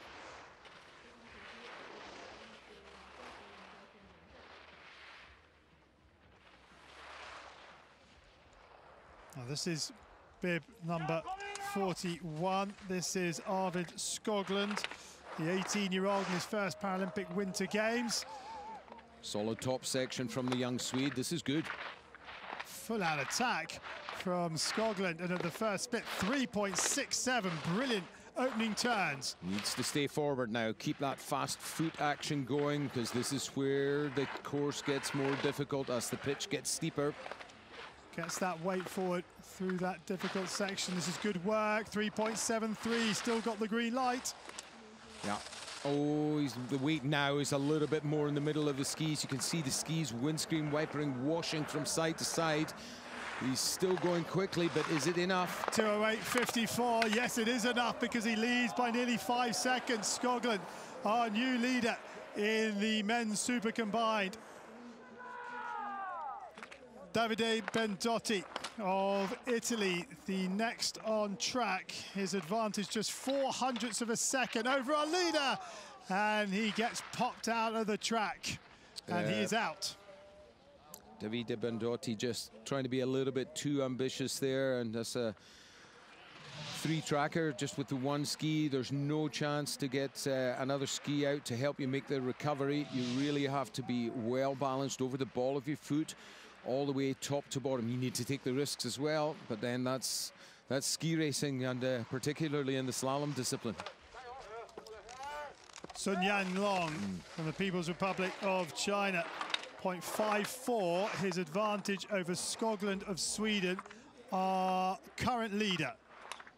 Very risky start tactic there. The athletes actually meant to be standing still before they launch themselves through the wand, but soon taking a bit of a chance, I would suggest, but well focused and running with a really solid rhythm now down towards the middle section of the course. Oh, he's going at some pace through there, and he's got a lot of time, 1.32, but this is the steep, challenging part. Yeah, and a couple of big mistakes. You could see it quite clearly. He got bounced wide of the line. We'll have to wait till he gets to the finish to see how much damage has been done. He's letting them go straight here.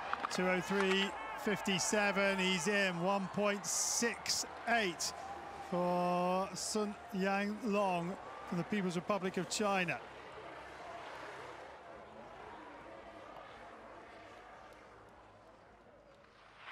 Jesse Keefe for the United States of America, just 6/100ths of a second, his advantage, and that has grown to 14/100ths of the first split. Keefe, good rhythm, a lot of extra upper body movement though. He has to try to keep that under control. Oh yeah, that's what made the ski break away in the second half of the long left footer after the verticale. Can't afford another mistake like that. Here comes Keefe then trying to get inside 2:01.89, and Jesse Keefe lets them run, and he is inside by 15/100ths of a second, finds over half a second on that final pitch. Martin France of Slovakia next on track with bib number 29 in his 5th Paralympic Winter Games. Martin France is a new aid that he's got, modified hand guards to help him keep his arms forward and get the gates out of the way. 0.37 the advantage now for him. It's been a long day. Having the leg strength and the freshness left in the legs to make these quick moves is part of the challenge of the super combined discipline. But the green light goes red by nearly half a second, but can France pull it back down this final pitch? He looks to be a little bit tired. He's doing his best to stay over the skis. He's got to keep pushing forward, keep the skis under control. He's got to make it to the line to be in with a chance. 2:01.74 is Keith's time. That has passed, and he will go third. 2:02.9, 4th quickest on the slalom. Leander Kress of Germany, the next on track with bib number 32, the 21-year-old. Very quick through those top vertical turns. And he has the same advantage at the first split as he did in the start hut. A little mistake just after that split time. That'll have cost a 10th or 2. He's put the mistake behind him though. He's back on the early line. Well ahead of the action, on top of the ski there.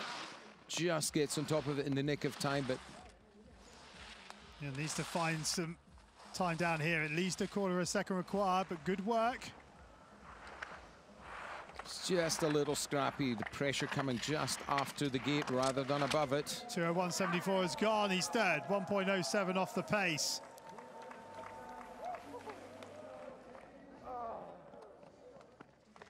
Mitchell Gourlay of Australia, the next to go. His advantage over Jesse Keefe of the United States, our current leader, 0.81 of a second.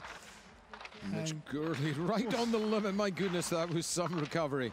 Well, he pays dividends though, because he's 1.16 now, the right side of the clock. A little bit wider on these turns. He wants to get back onto that direct line that did him so good on the top. Now he's found it. Quick shift on to that outside ski. Good turn by Gourlay. And extends the lead by another 0.15 to 1.31. Nice skiing from Gourlay down this finishing pitch. He's right on the edge and he just about makes it. And he leads by 2.5 seconds nearly. Great skiing from Gourlay. Oscar Burnham of France, 0.24 of an advantage over Mitchell Gourlay of Australia from the Super G leg. Fast and furious stuff here in the slalom stage of the competition. Burnham. Well, he looks really good and he's got a lot of time, up from 0.24 to 0.92. Very clean skiing after the second split. Here comes this verticale into the double, tricky combination. Oh, makes it look effortless, does Burnham. This is really good skiing. Nice clean turns through the vert. Just a little late, but I think he should have enough in hand. Quick feet to get through those gates, and we have a new leader. That's an excellent run. Leads by 2.16.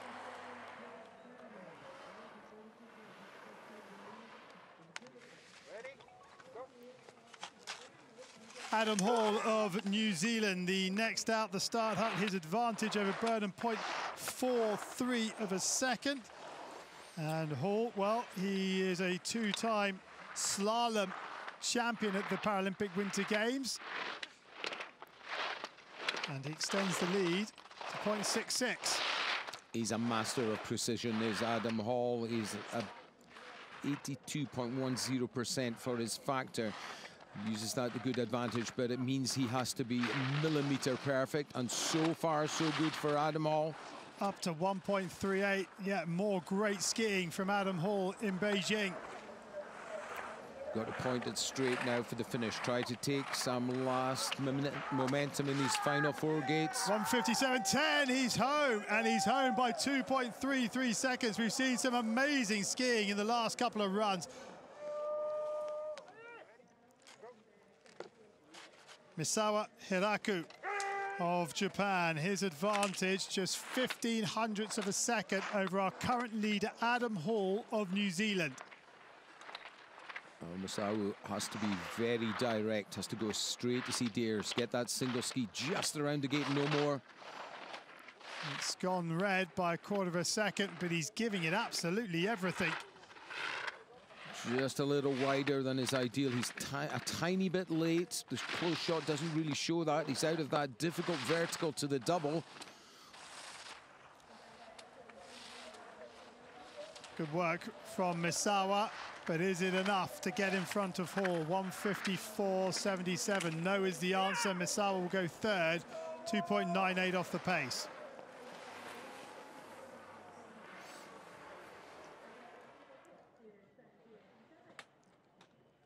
Bib number 17 is Federico Pellizzari, a bronze medalist in the Super Combined at the World Championships in Lillehammer in January of this year. Stomps his way down this top section, a real flyer of a top section here from Pellizzari. And he goes from 0.18 to 0.32, the right side of the clock. Keeps the rhythm solid here. Here comes this tricky double gate towards the second split. Well, he made it look pretty easy, but he's gone from 0.32 in the green to 12 hundredths in the red. And after the double, he's been a little bit late. He was still late into that four-gate flush through the double hairpin. It's okay, but he's left it too late. Second, 1.12 off the pace. Disappointment for Pellizzari.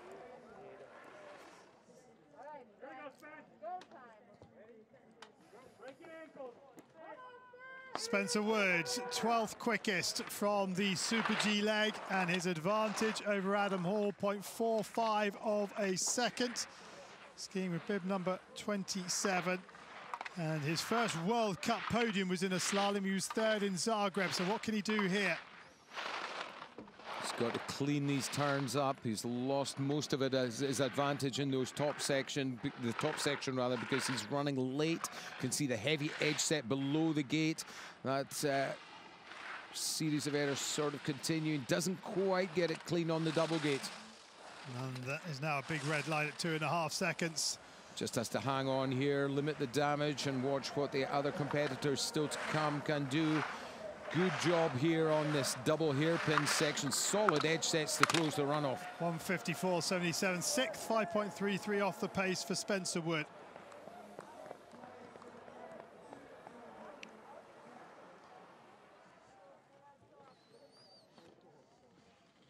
Bib 24. Thomas Gorka of Austria. 1.07 his advantage over Adam Hall. Now Gorka was fifth in the slalom in 2014. He was a silver medalist in the slalom at the World Championships in 2017.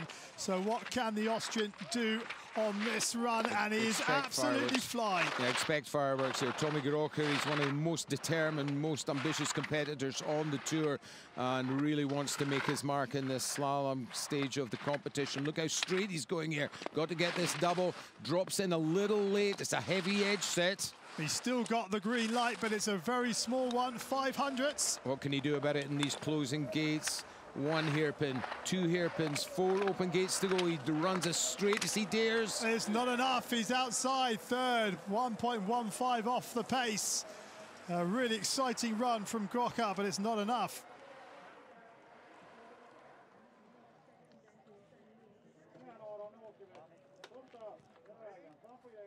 Aron Lindström of Sweden, the next to go. 1.11 his advantage over Adam Hall. And Lindström, well, his best Paralympic Winter Games result was in slalom in 2018. So let's see what he can do here. Another strong start from the next Swedish skier. Swedish lads really going for it on this top part. Lindström flying as he crosses the first split. But he's lost time. Now just 3/4 a second in hand. A little bit late, gets dropped low onto his heels of the skis and low in the line as a result. More time bleeds away. Yeah, nearly a whole second goes in that section. Stays on top of it now, needs to bring this one home safe and salvage what he can. 154.77. Lindström goes fourth, 1.29 off the pace.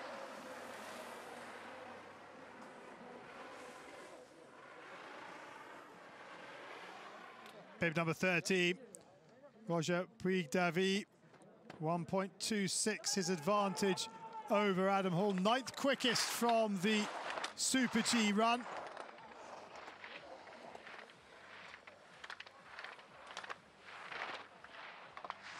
Good work on this top part. Is to use his factor time to his advantage. He needs to stay on top of his skis. Doesn't have the leg strength of some of the other athletes behind him, so he can't afford to get himself out of shape. Can't afford to lose the line. Needs to have a measured run, but still take some risk. Well, he takes risks through that verticale section, and he's got the green light by 3/4 a second. Final verticale, safely negotiated. Here comes the double hairpin. 4 open gates. Oh, no, but he's down.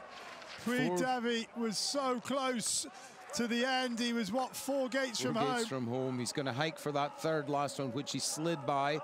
So he'll still get on to the results list. Needs to get the boots above it. There it is. That's it. That's a shame, because he skied a real solid run there for the majority of the course. Just got inside a little bit as he came out of that final double hair, or the second of the double hairpin. Thomas Charles Walsh of the United States of America, 1.39 the advantage over Adam Hall, our leader. 8th quickest from the Super G run. Walsh running very straight, just rolling the knees from side to side, minimal deflection of momentum, and it's translating into fast skiing. Extends the green light, does Walsh, through this really difficult verticale section. He does really well, and it's up to 1.69. Bit of a slam there on the left ski just after the split. will have slowed him down a bit, but he's on the pitch again, so that strong technical execution of his looking good now as he heads for the line. Here comes Walsh. He's outside by 11 hundredths. Oh, Adam Hall survives the challenge of Thomas Charles Walsh.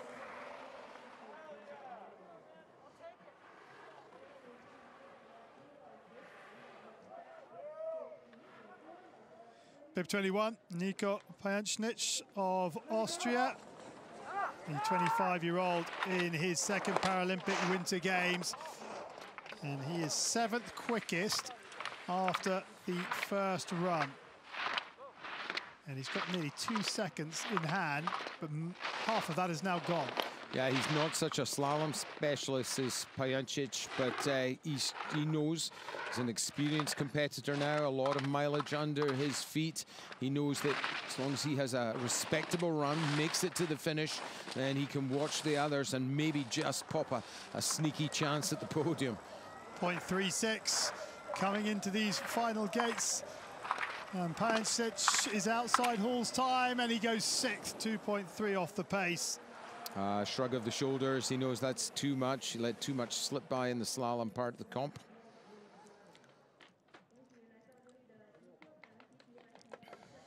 Bib number 16, Thomas Phil of Austria, a silver medalist in the slalom in 2006 on debut, but 1.63 his advantage over Adam Hall, our current leader.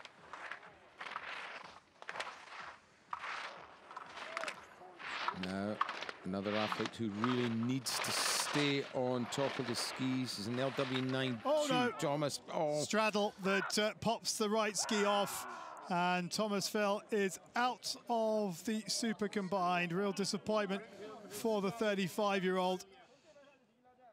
And it is a DNF for Thomas Phil.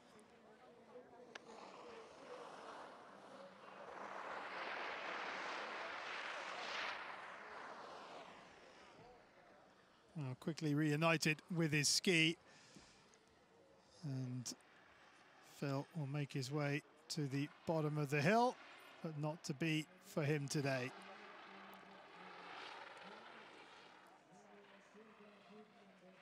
And then there were 5 left at the top of the hill.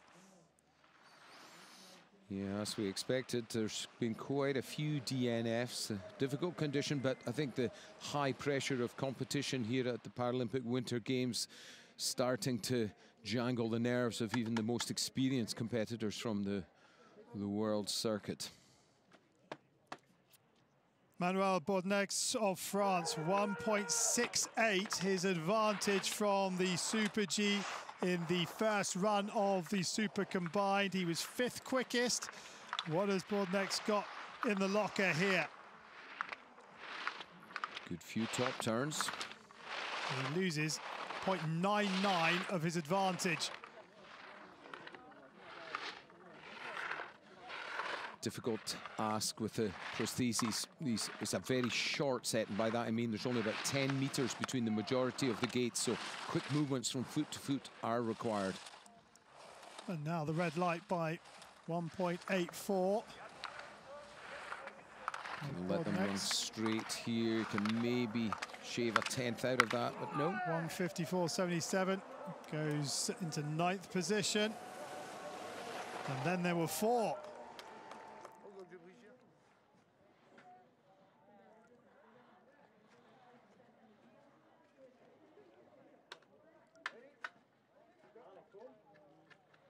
Bib number 14 is Robin Kusch of Switzerland.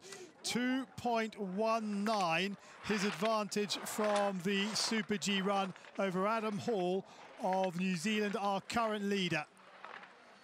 Yeah, Kusch more of a speed specialist. You can see his technique here. He's a little bit further back than some of the slalom specialists may have looked. It's risky, but as long as he can keep switching from foot to foot, keep the momentum going forward, stay on his feet in short, then he could be in contention. Well, he found a 10th of a second in the opening turns, but he's been pushed a little wide in some of these following turns and now has only half a second to play with and is in trouble on the steeps. Oh, that was a big dump of momentum there. Got trapped on the inside ski, couldn't get that new outside ski under his body. And I think that may be his chance of a top spot gone.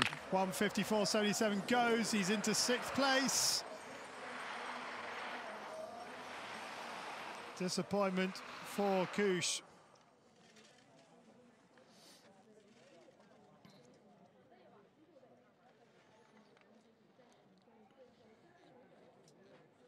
So 4 remain at the top of the hill. The first of them is this man. Bib number 22. Santeri Kiveri of Finland, the 21-year-old who was the overall slalom World Cup winner in 2019-2020. Now, what can Kiveri do here? Can he haul in or reel in Adam Hall? 2.21 at the first split. So far, so good. As we say, a real slalom specialist. You can see brimful of confidence in these short turns. The rhythm being executed very well. For my money, he could be a little bit punchier from turn to turn. Well, it's dropped now to 1.33, but he has a lot to play with still. Last couple of turns now. 1:54.77 the time of Adam Hall, and Kiveri is inside just by 0.29. And he will guarantee himself a medal because there are only 2 remaining at the top of the hill.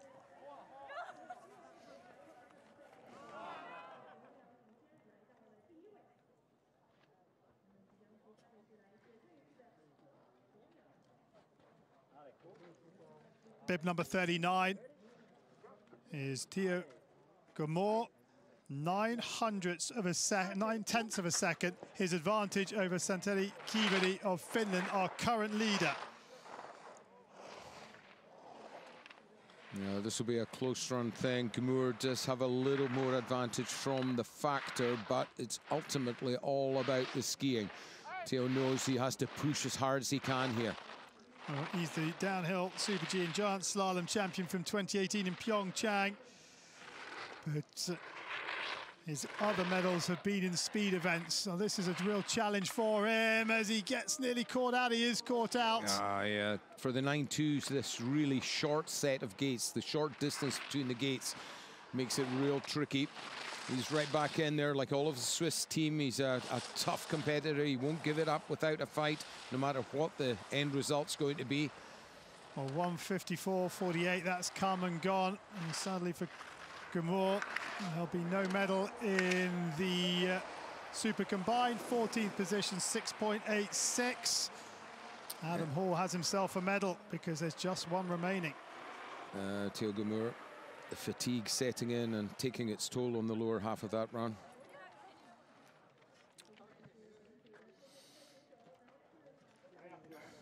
Bib number 12, our leader from the Super G part of the Super Combined, Arthur Bauchet of France, and a really big advantage over our current leader, Santeri Kiveri, of 2.07 seconds.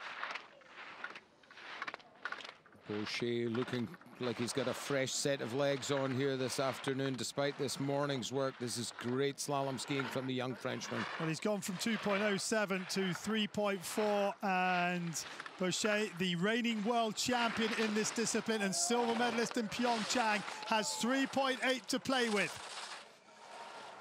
As I say, it's all going to be about whether he's got enough in his legs, enough in the neurological system to keep him moving quickly from here to the line. 1:54.48 to take the gold medal, and he's in by 4.22 seconds. A brilliant run from Bauchet, and he has himself a gold medal.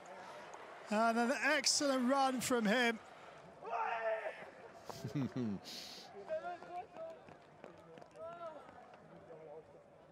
And Bodnek's the first to congratulate his teammate.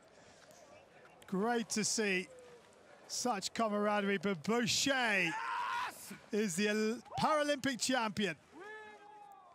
Confirmation then of the men's super combined standing race. Arthur Bochet of France is the Paralympic champion.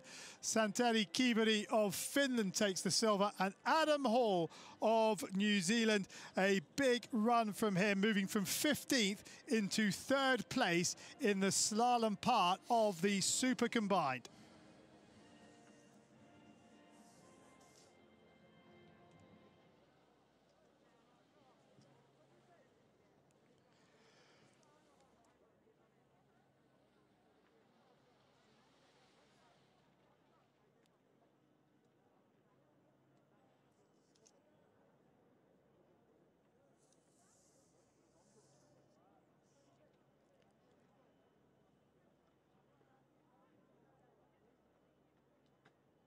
So we just wait the recognition ceremony for the men's super combined slalom standing race. And here they come out onto the field of play now, led out by Adam Hall. And what a fantastic slalom run he put down to move up through the field and grab himself a podium place.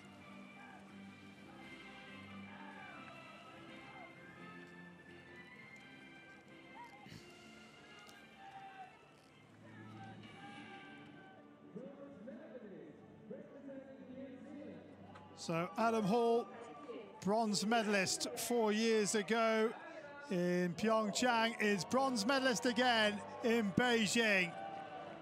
Adam Hall in New Zealand on the podium.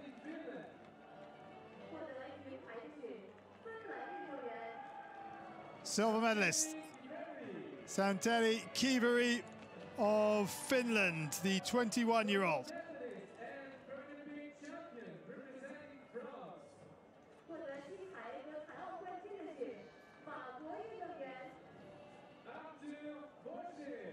Arthur Bochet of France is the Paralympic champion, having come 2nd in Pyeongchang. He's now gone one better in Beijing.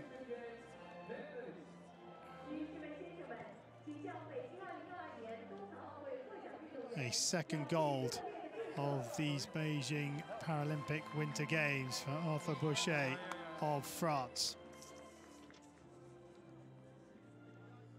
The men's super combined sitting race at the Beijing 2022 Paralympic Winter Games. The last of the gold medals to be decided on day 3. And the start list, 18 racers from 10 national Paralympic committees. At the top of the hill, the defending Paralympic champion, Jeroen Kampschreur, was 3rd quickest after the first run. The current world champion, René Del Silvestro, he skied out in run 1 in the Super G. And so it is all set up nicely. Can Jesper Pedersen, the quickest man after run 1, bring home the gold medal for Norway in the slalom section of this super combined?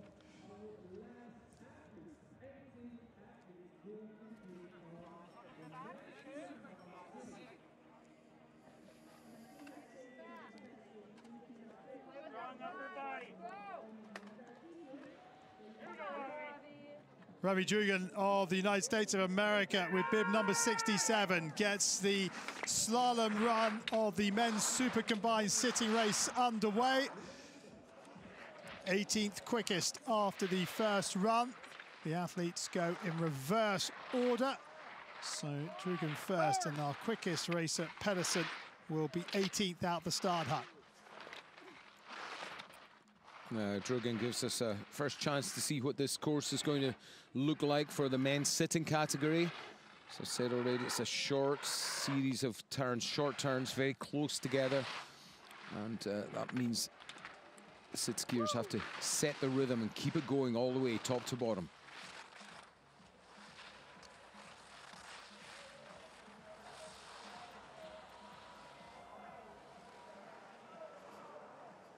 And he's down and out, sadly, is Drugan. He won't make it back up there. It is far too steep. No, he wraps this one up. saves some energy for the remaining competitions in these Paralympic Winter Games. But I think he's the first of what I'm sorry to say will be a few casualties in the sit skiers here.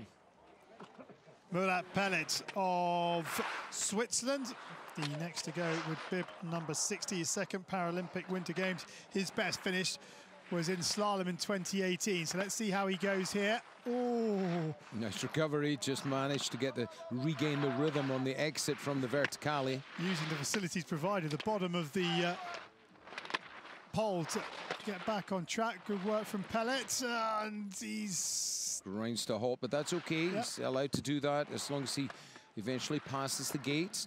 Pellet working hard to keep in this course. He's got the rhythm back under control now here. It's all important as the terrain tips steeper. Little chance to catch his breath here through this long double. Now onto this really steep section.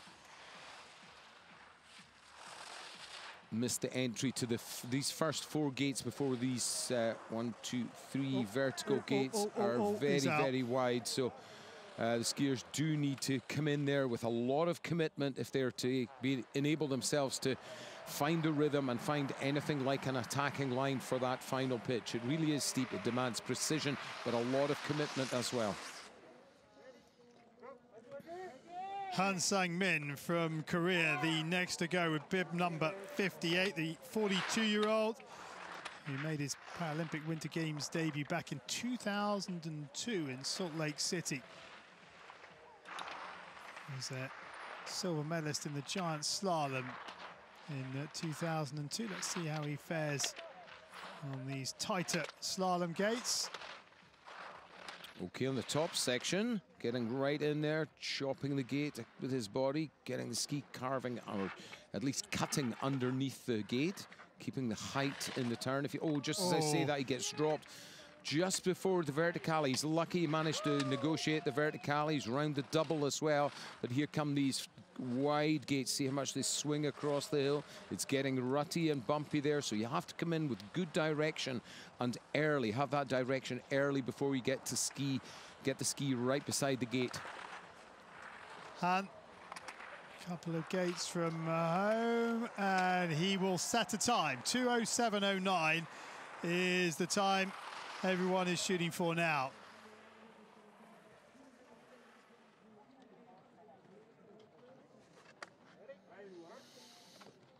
Next out the start hut, it's Lou Bradegond of France with bib number 55, his first Paralympic Winter Games. And his advantage over Han, our leader, 0.81 in the start hut. And that has now gone out to 1.4. Got a nice direct line, getting the body and the ski obviously as close as he can to the center line of the course and to the gates themselves. So forcing the ski to follow a short line, and as long as he can keep the momentum and keep that rhythm going from side to side, and that's a fast way to make it down any slalom course. But that dodgy rut there, you have the double gate, then one blue, and then that red just up above where Bradegond is just now. That hole in that course, that needs a bit of attention, otherwise it's going to catch a lot more of our coming skiers out. Well, he's got 2.27 seconds in the bank, but has he lost it all? 2:07.08, yes he has, and he will go into second, 1.38 off the pace.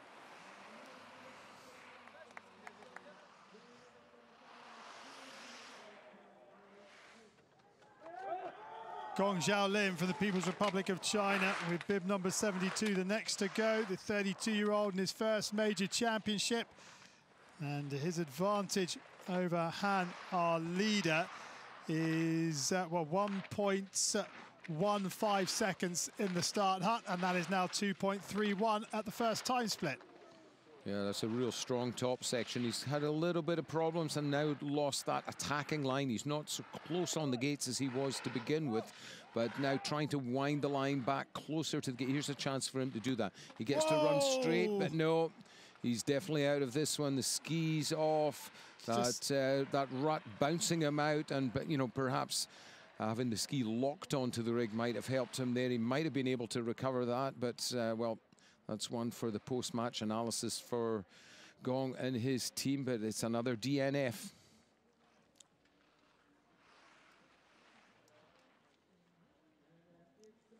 So they'll reunite him with his ski, but yeah, just hold on the course while they get him back into the ski. Yeah, one of the advantages of the length of the running length of the course being relatively short, they're able to wait for the previous athlete to cross the line before they send the next person down. So right now it looks like they're only running with one skier on the course at any one time, and that's a good step by the organisers to ensure everybody's safety.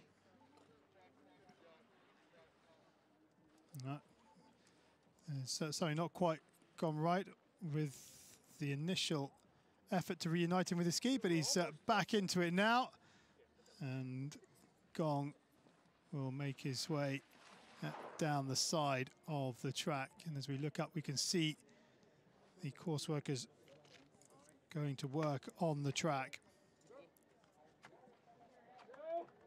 Li Xing of the People's Republic of China, bib number 63, 14th quickest after the Super G run, and an advantage of 1.36 over Han Sang-min of Korea, our current leader.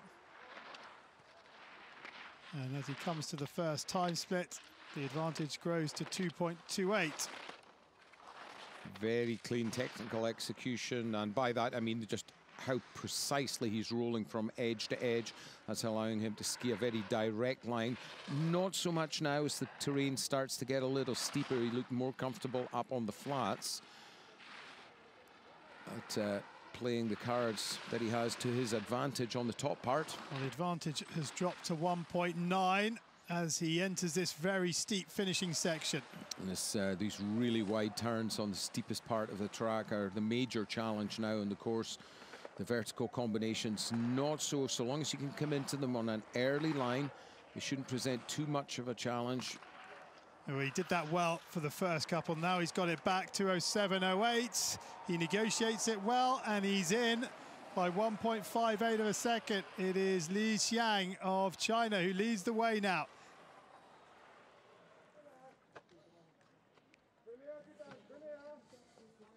Nicolas Biscayne-Hudson of Chile out of the startup, bib number 68, 1.24 his advantage over our leader Li. And Biscayne-Hudson 12th quickest in the Super G part of this Super Combined. Another skier looking very solid on the top. Well, the deficit nearly halves, and he's very late in the line here. Yeah, a couple of big mistakes there. Those will have been costly. We've just seen a steady approach paying dividends for the skier before. Biscayne-Hudson unable to deliver the same series of turns, but he's back in, not too far off the racing line in those tricky turns above the verticale. Here come the big swings now, and you can see the gap has grown significantly. Yeah, 1.55. And not looking comfortable at all on this steep section. He knows he's just got to ski this one home safely and take what he can from the result board. One hairpin, here comes the second, then 4 open gates. Not too tricky to get down to the line from here. Getting the turns in nice and early, and goes fourth. 3.08 off the pace for Biscayne-Hudson. Suzuki Takeshi of Japan out of the start hut. His advantage over our leader Li is 1.35, and Suzuki looking pretty comfortable. Yeah, now he finds his rhythm. That trademark clearing of the gates with the high outrigger shows that he's right on top of his game. Well, he's a slalom champion from 2014 in Sochi. He's a 2-time world champion in slalom as well. And he is showing his skills, getting the outriggers out to knock the posts out the way, or the poles out the way, and it's 6.02 now. Yeah, experience paying dividends here. He knows how to read a difficult course like that. Look, he put the brakes on just in the nick of time, but without losing any more time than was necessary. 2:05.5 the time, and he's in by 8.33. Lovely run from Suzuki Takeshi of Japan. Aaron Ewan of New Zealand, the next to go, bib number 59. 10th quickest from the Super G run. His advantage over our leader Suzuki is just 13/100ths of a second.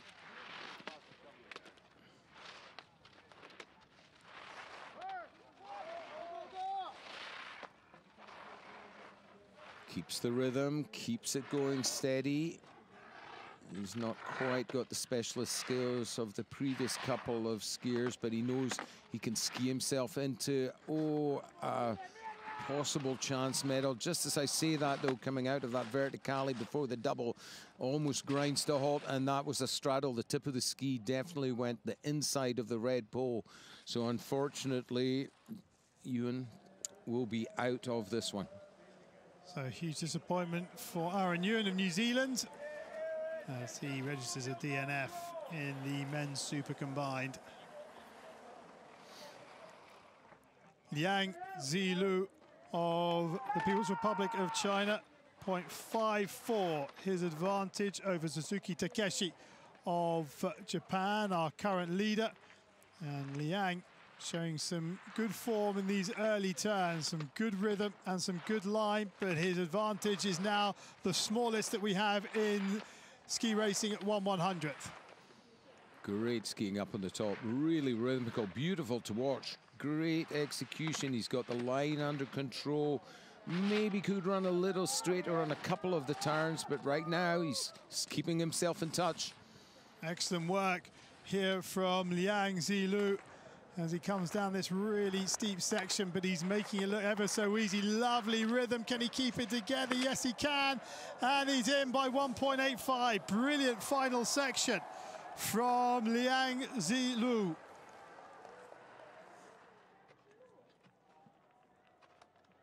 Chen Liang with bib number 70 from the People's Republic of China. His advantage over Liang Zilu of China, our current leader, 0.32 of a second from the first run, the Super G run earlier on day 3, and he's more than doubled the advantage to 0.72.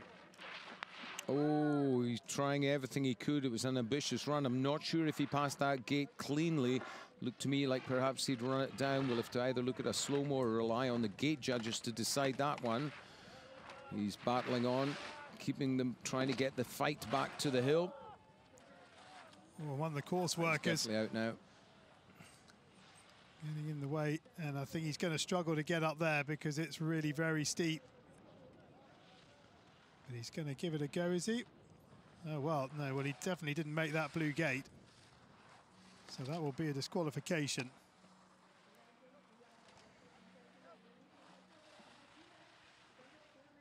And Chen down, 5th for the time being, but that will be looked at for sure.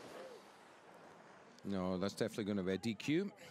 Pascal Christen of Switzerland, the next to go, 0.81 of a second, his advantage over Liang, our current leader. And Christen was 7th quickest from the first run. Looking a little tentative on these opening turns, and now is 1.78 the wrong side of the clock.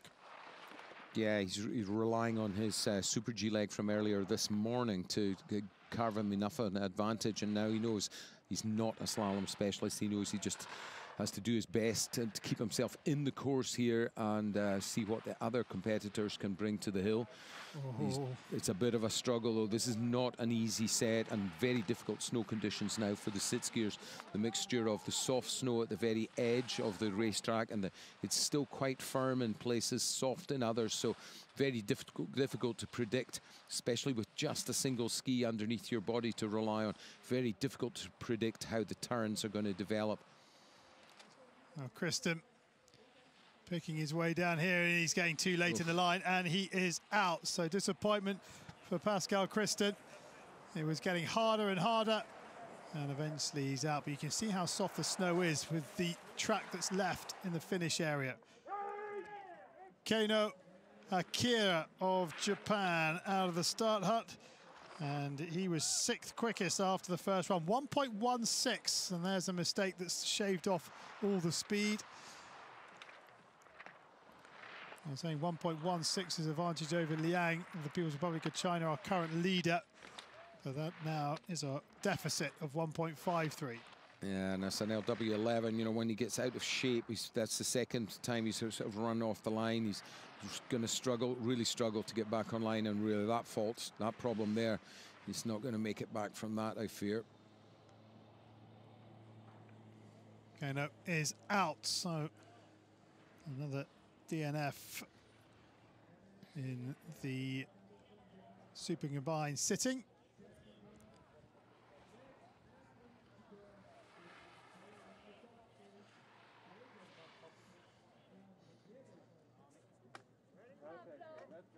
Floris Meyer of the Netherlands, the next to challenge. Bib 52, his advantage over Liang, our leader, 1.61 of a second. The Dutch racer 5th quickest after the first run. Yeah, and now that we're in the remaining 5, the action really will hot up. Guys have to find that blend of risk-taking, moderated though with some tactical approach, because the course conditions are very difficult. 0.92 now, the advantage for Floris Meyer. Floris keeps it going, making heavy work, I would suggest, of these middle section turns. Here comes the long verticale, runs it straight, tries to get an advantage out of that, survives the big hole on the exit. 1.23 though, the wrong side of the clock. That's gettable if he absolutely flies down here, which our leader Liang did.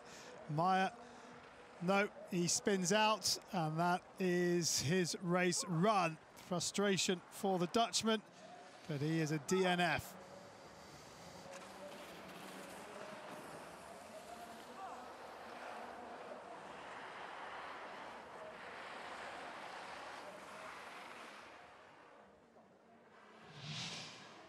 Quick look back at Meyer's run, showing the snow underneath, not really giving the ski very much purchase. The chemicals have ceased working now. It's just too warm for the snow cement to do much.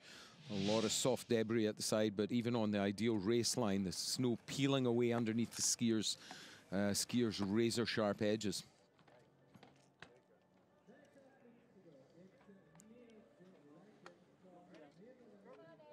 Niels de Lange of the Netherlands, his advantage over Liang, our leader, 2.82 seconds. Now, his best performance at the Paralympic Winter Games was 8th in the Super Combined in 2018. He's got a real chance to better that here. Yeah, and he knows he's got to fly a top section like we've seen from no one else so far. This is excellent skiing from de Lange. But there are stiffer challenges to come on this slalom track, and they're going to start right here. Nicely done. Lovely work through the verticale. Not too bad on the double either. 2.96 the advantage. These are the money turns, though. He's got them pretty decent. Now he can run straight, out wide for the red. Quick switch across to his left. Now try to straighten up all the way to the line. 1:55.32, and we have ourselves a new leader. It is Niels de Lange of the Netherlands who goes top of the pile for the time being. Disappointment for Liang, delight for de Lange. It's important, de Lange sending a message to the top of the hill for the remaining skiers. It's still doable with a clean set of edges and good execution, confident skiing. The leaderboard is still for a change. This race isn't decided yet. Current standings in this men's Super Combined sitting race.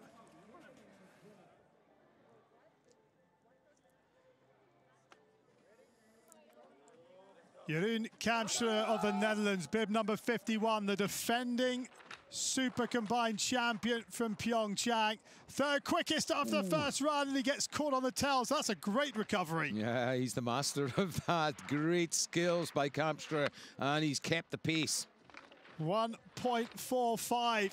He extends the advantage, but he's right on the edge. And using these ruts, launching himself out, almost taking air time between turns, using it to change the edge. Very straight on the verticale. Brilliant run from him so far. 1.83 the right side of the clock. Amazing slalom skiing in the sit ski category here. Kampschreur. Oh, a big heavy edge set at the end of that four-gate flush. 4 gates to go now, though. 153.4, and Kampschreur is in 2.89. The defending champion has guaranteed himself a medal because there's only 2 left at the top of the hill, but he's thrown down the gauntlet to those that remain. Well, that's dramatic stuff. Just right on the limit. That was the recovery, about 10, 12 gates in. Kampschreur put his foot on the gas from the start gate and kept it there all the way to the finish line. Dramatic stuff.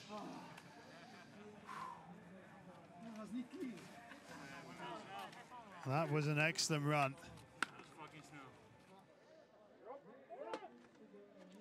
Bib number 69. It's Mori Taiki of Japan. 1.2 seconds his advantage over Kampschreur, our current leader. And Mori, 41 years of age, is a world champion in this event, but that was back in 2013, and the advantage is nearly all gone. Keeps the work rate up. That experience counts for a lot in a course like this. The risk-taking isn't there, though. Mori going for a more conservative approach to that we've seen from the previous couple of racers. And the red light as a result of that cautious approach. The podium is separated by 4.81 of a second, and he's getting very late in the line. He's going to be lucky to make this. Just makes it. Yeah, those gates are very close together, only about 5 meters between the pairs of red and blue poles and the vertical combination. He's out. No, that's the end of his challenge. Those vertical combinations catching him out just within sight of the finish as well. So the 2 Dutch racers know they've got themselves a medal because there's just one left at the top of the hill as Mori skis out.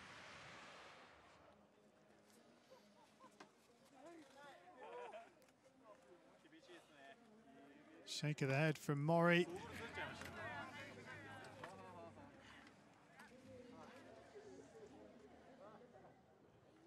Our last racer in the start hut, Jesper Pedersen of Norway. His advantage over the defending champion Kampschreur, 1.7 seconds. And Pedersen is on his way. Weaving cleanly through these top turns, cutting a very direct line. He was the world champion in slalom in January on home snow, and the advantage 1.31. It's a very healthy gap. He's just got to keep it solid from here in. It's not exactly his style. He likes to, well, he's only got 1 gear, and that's flat out. He loves to take the risks, and that's exactly what he's doing here. Well, it's down to 1.03, so this could be quite close. Can't afford another mistake. Keeps that clean. Oh, just puts the brakes on a little before the first of the double hairpins. Should be okay. It's going to be close, though. 150.51, and he's in by 0.28 of a second. Pedersen denies the reigning champion, Kampschreur, who has to settle for silver. But Jesper Pedersen has done enough to take the Paralympic title.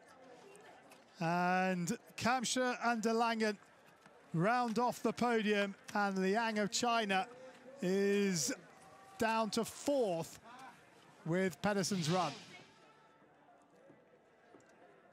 Well, Jesper Pedersen showing a very mature approach. He took some risks on the top section where he thought it was safe to do so, backed it off on the lower half of the course, knowing that he had the advantage from the Super G leg from this morning's part of the competition. A well-measured run and a well-deserved win for the Norwegian team in the shape of Jesper Pedersen.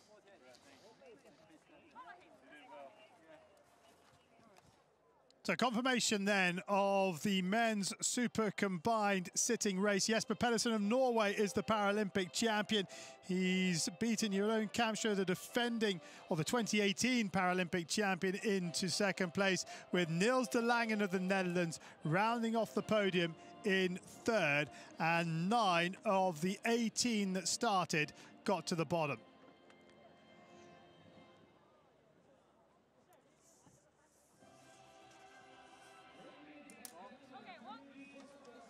So now the recognition ceremony for the men's super combined sitting race, and led out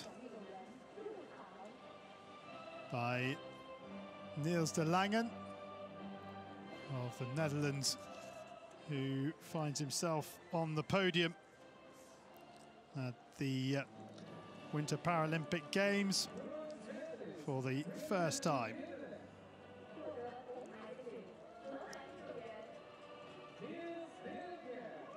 Eighth 3 years ago, Niels de Langen is on the podium at the Paralympic Winter Games with a bronze in the super combined.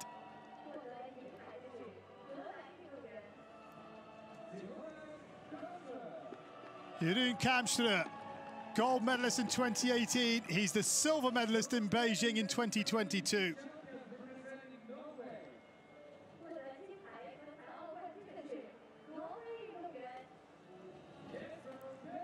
And Jesper Pedersen of Norway is the Paralympic champion in super combined. He picks up, or will pick up, his second gold medal of Beijing when the hardware is presented in the Yansing Medal Plaza on day 4 of these Paralympic Winter Games. Well, what a day we have had here. Another 6 gold medals decided, this time in the super combined. And the weather, despite its heat, has not beaten the racers as they deliver yet another action-packed day of alpine skiing.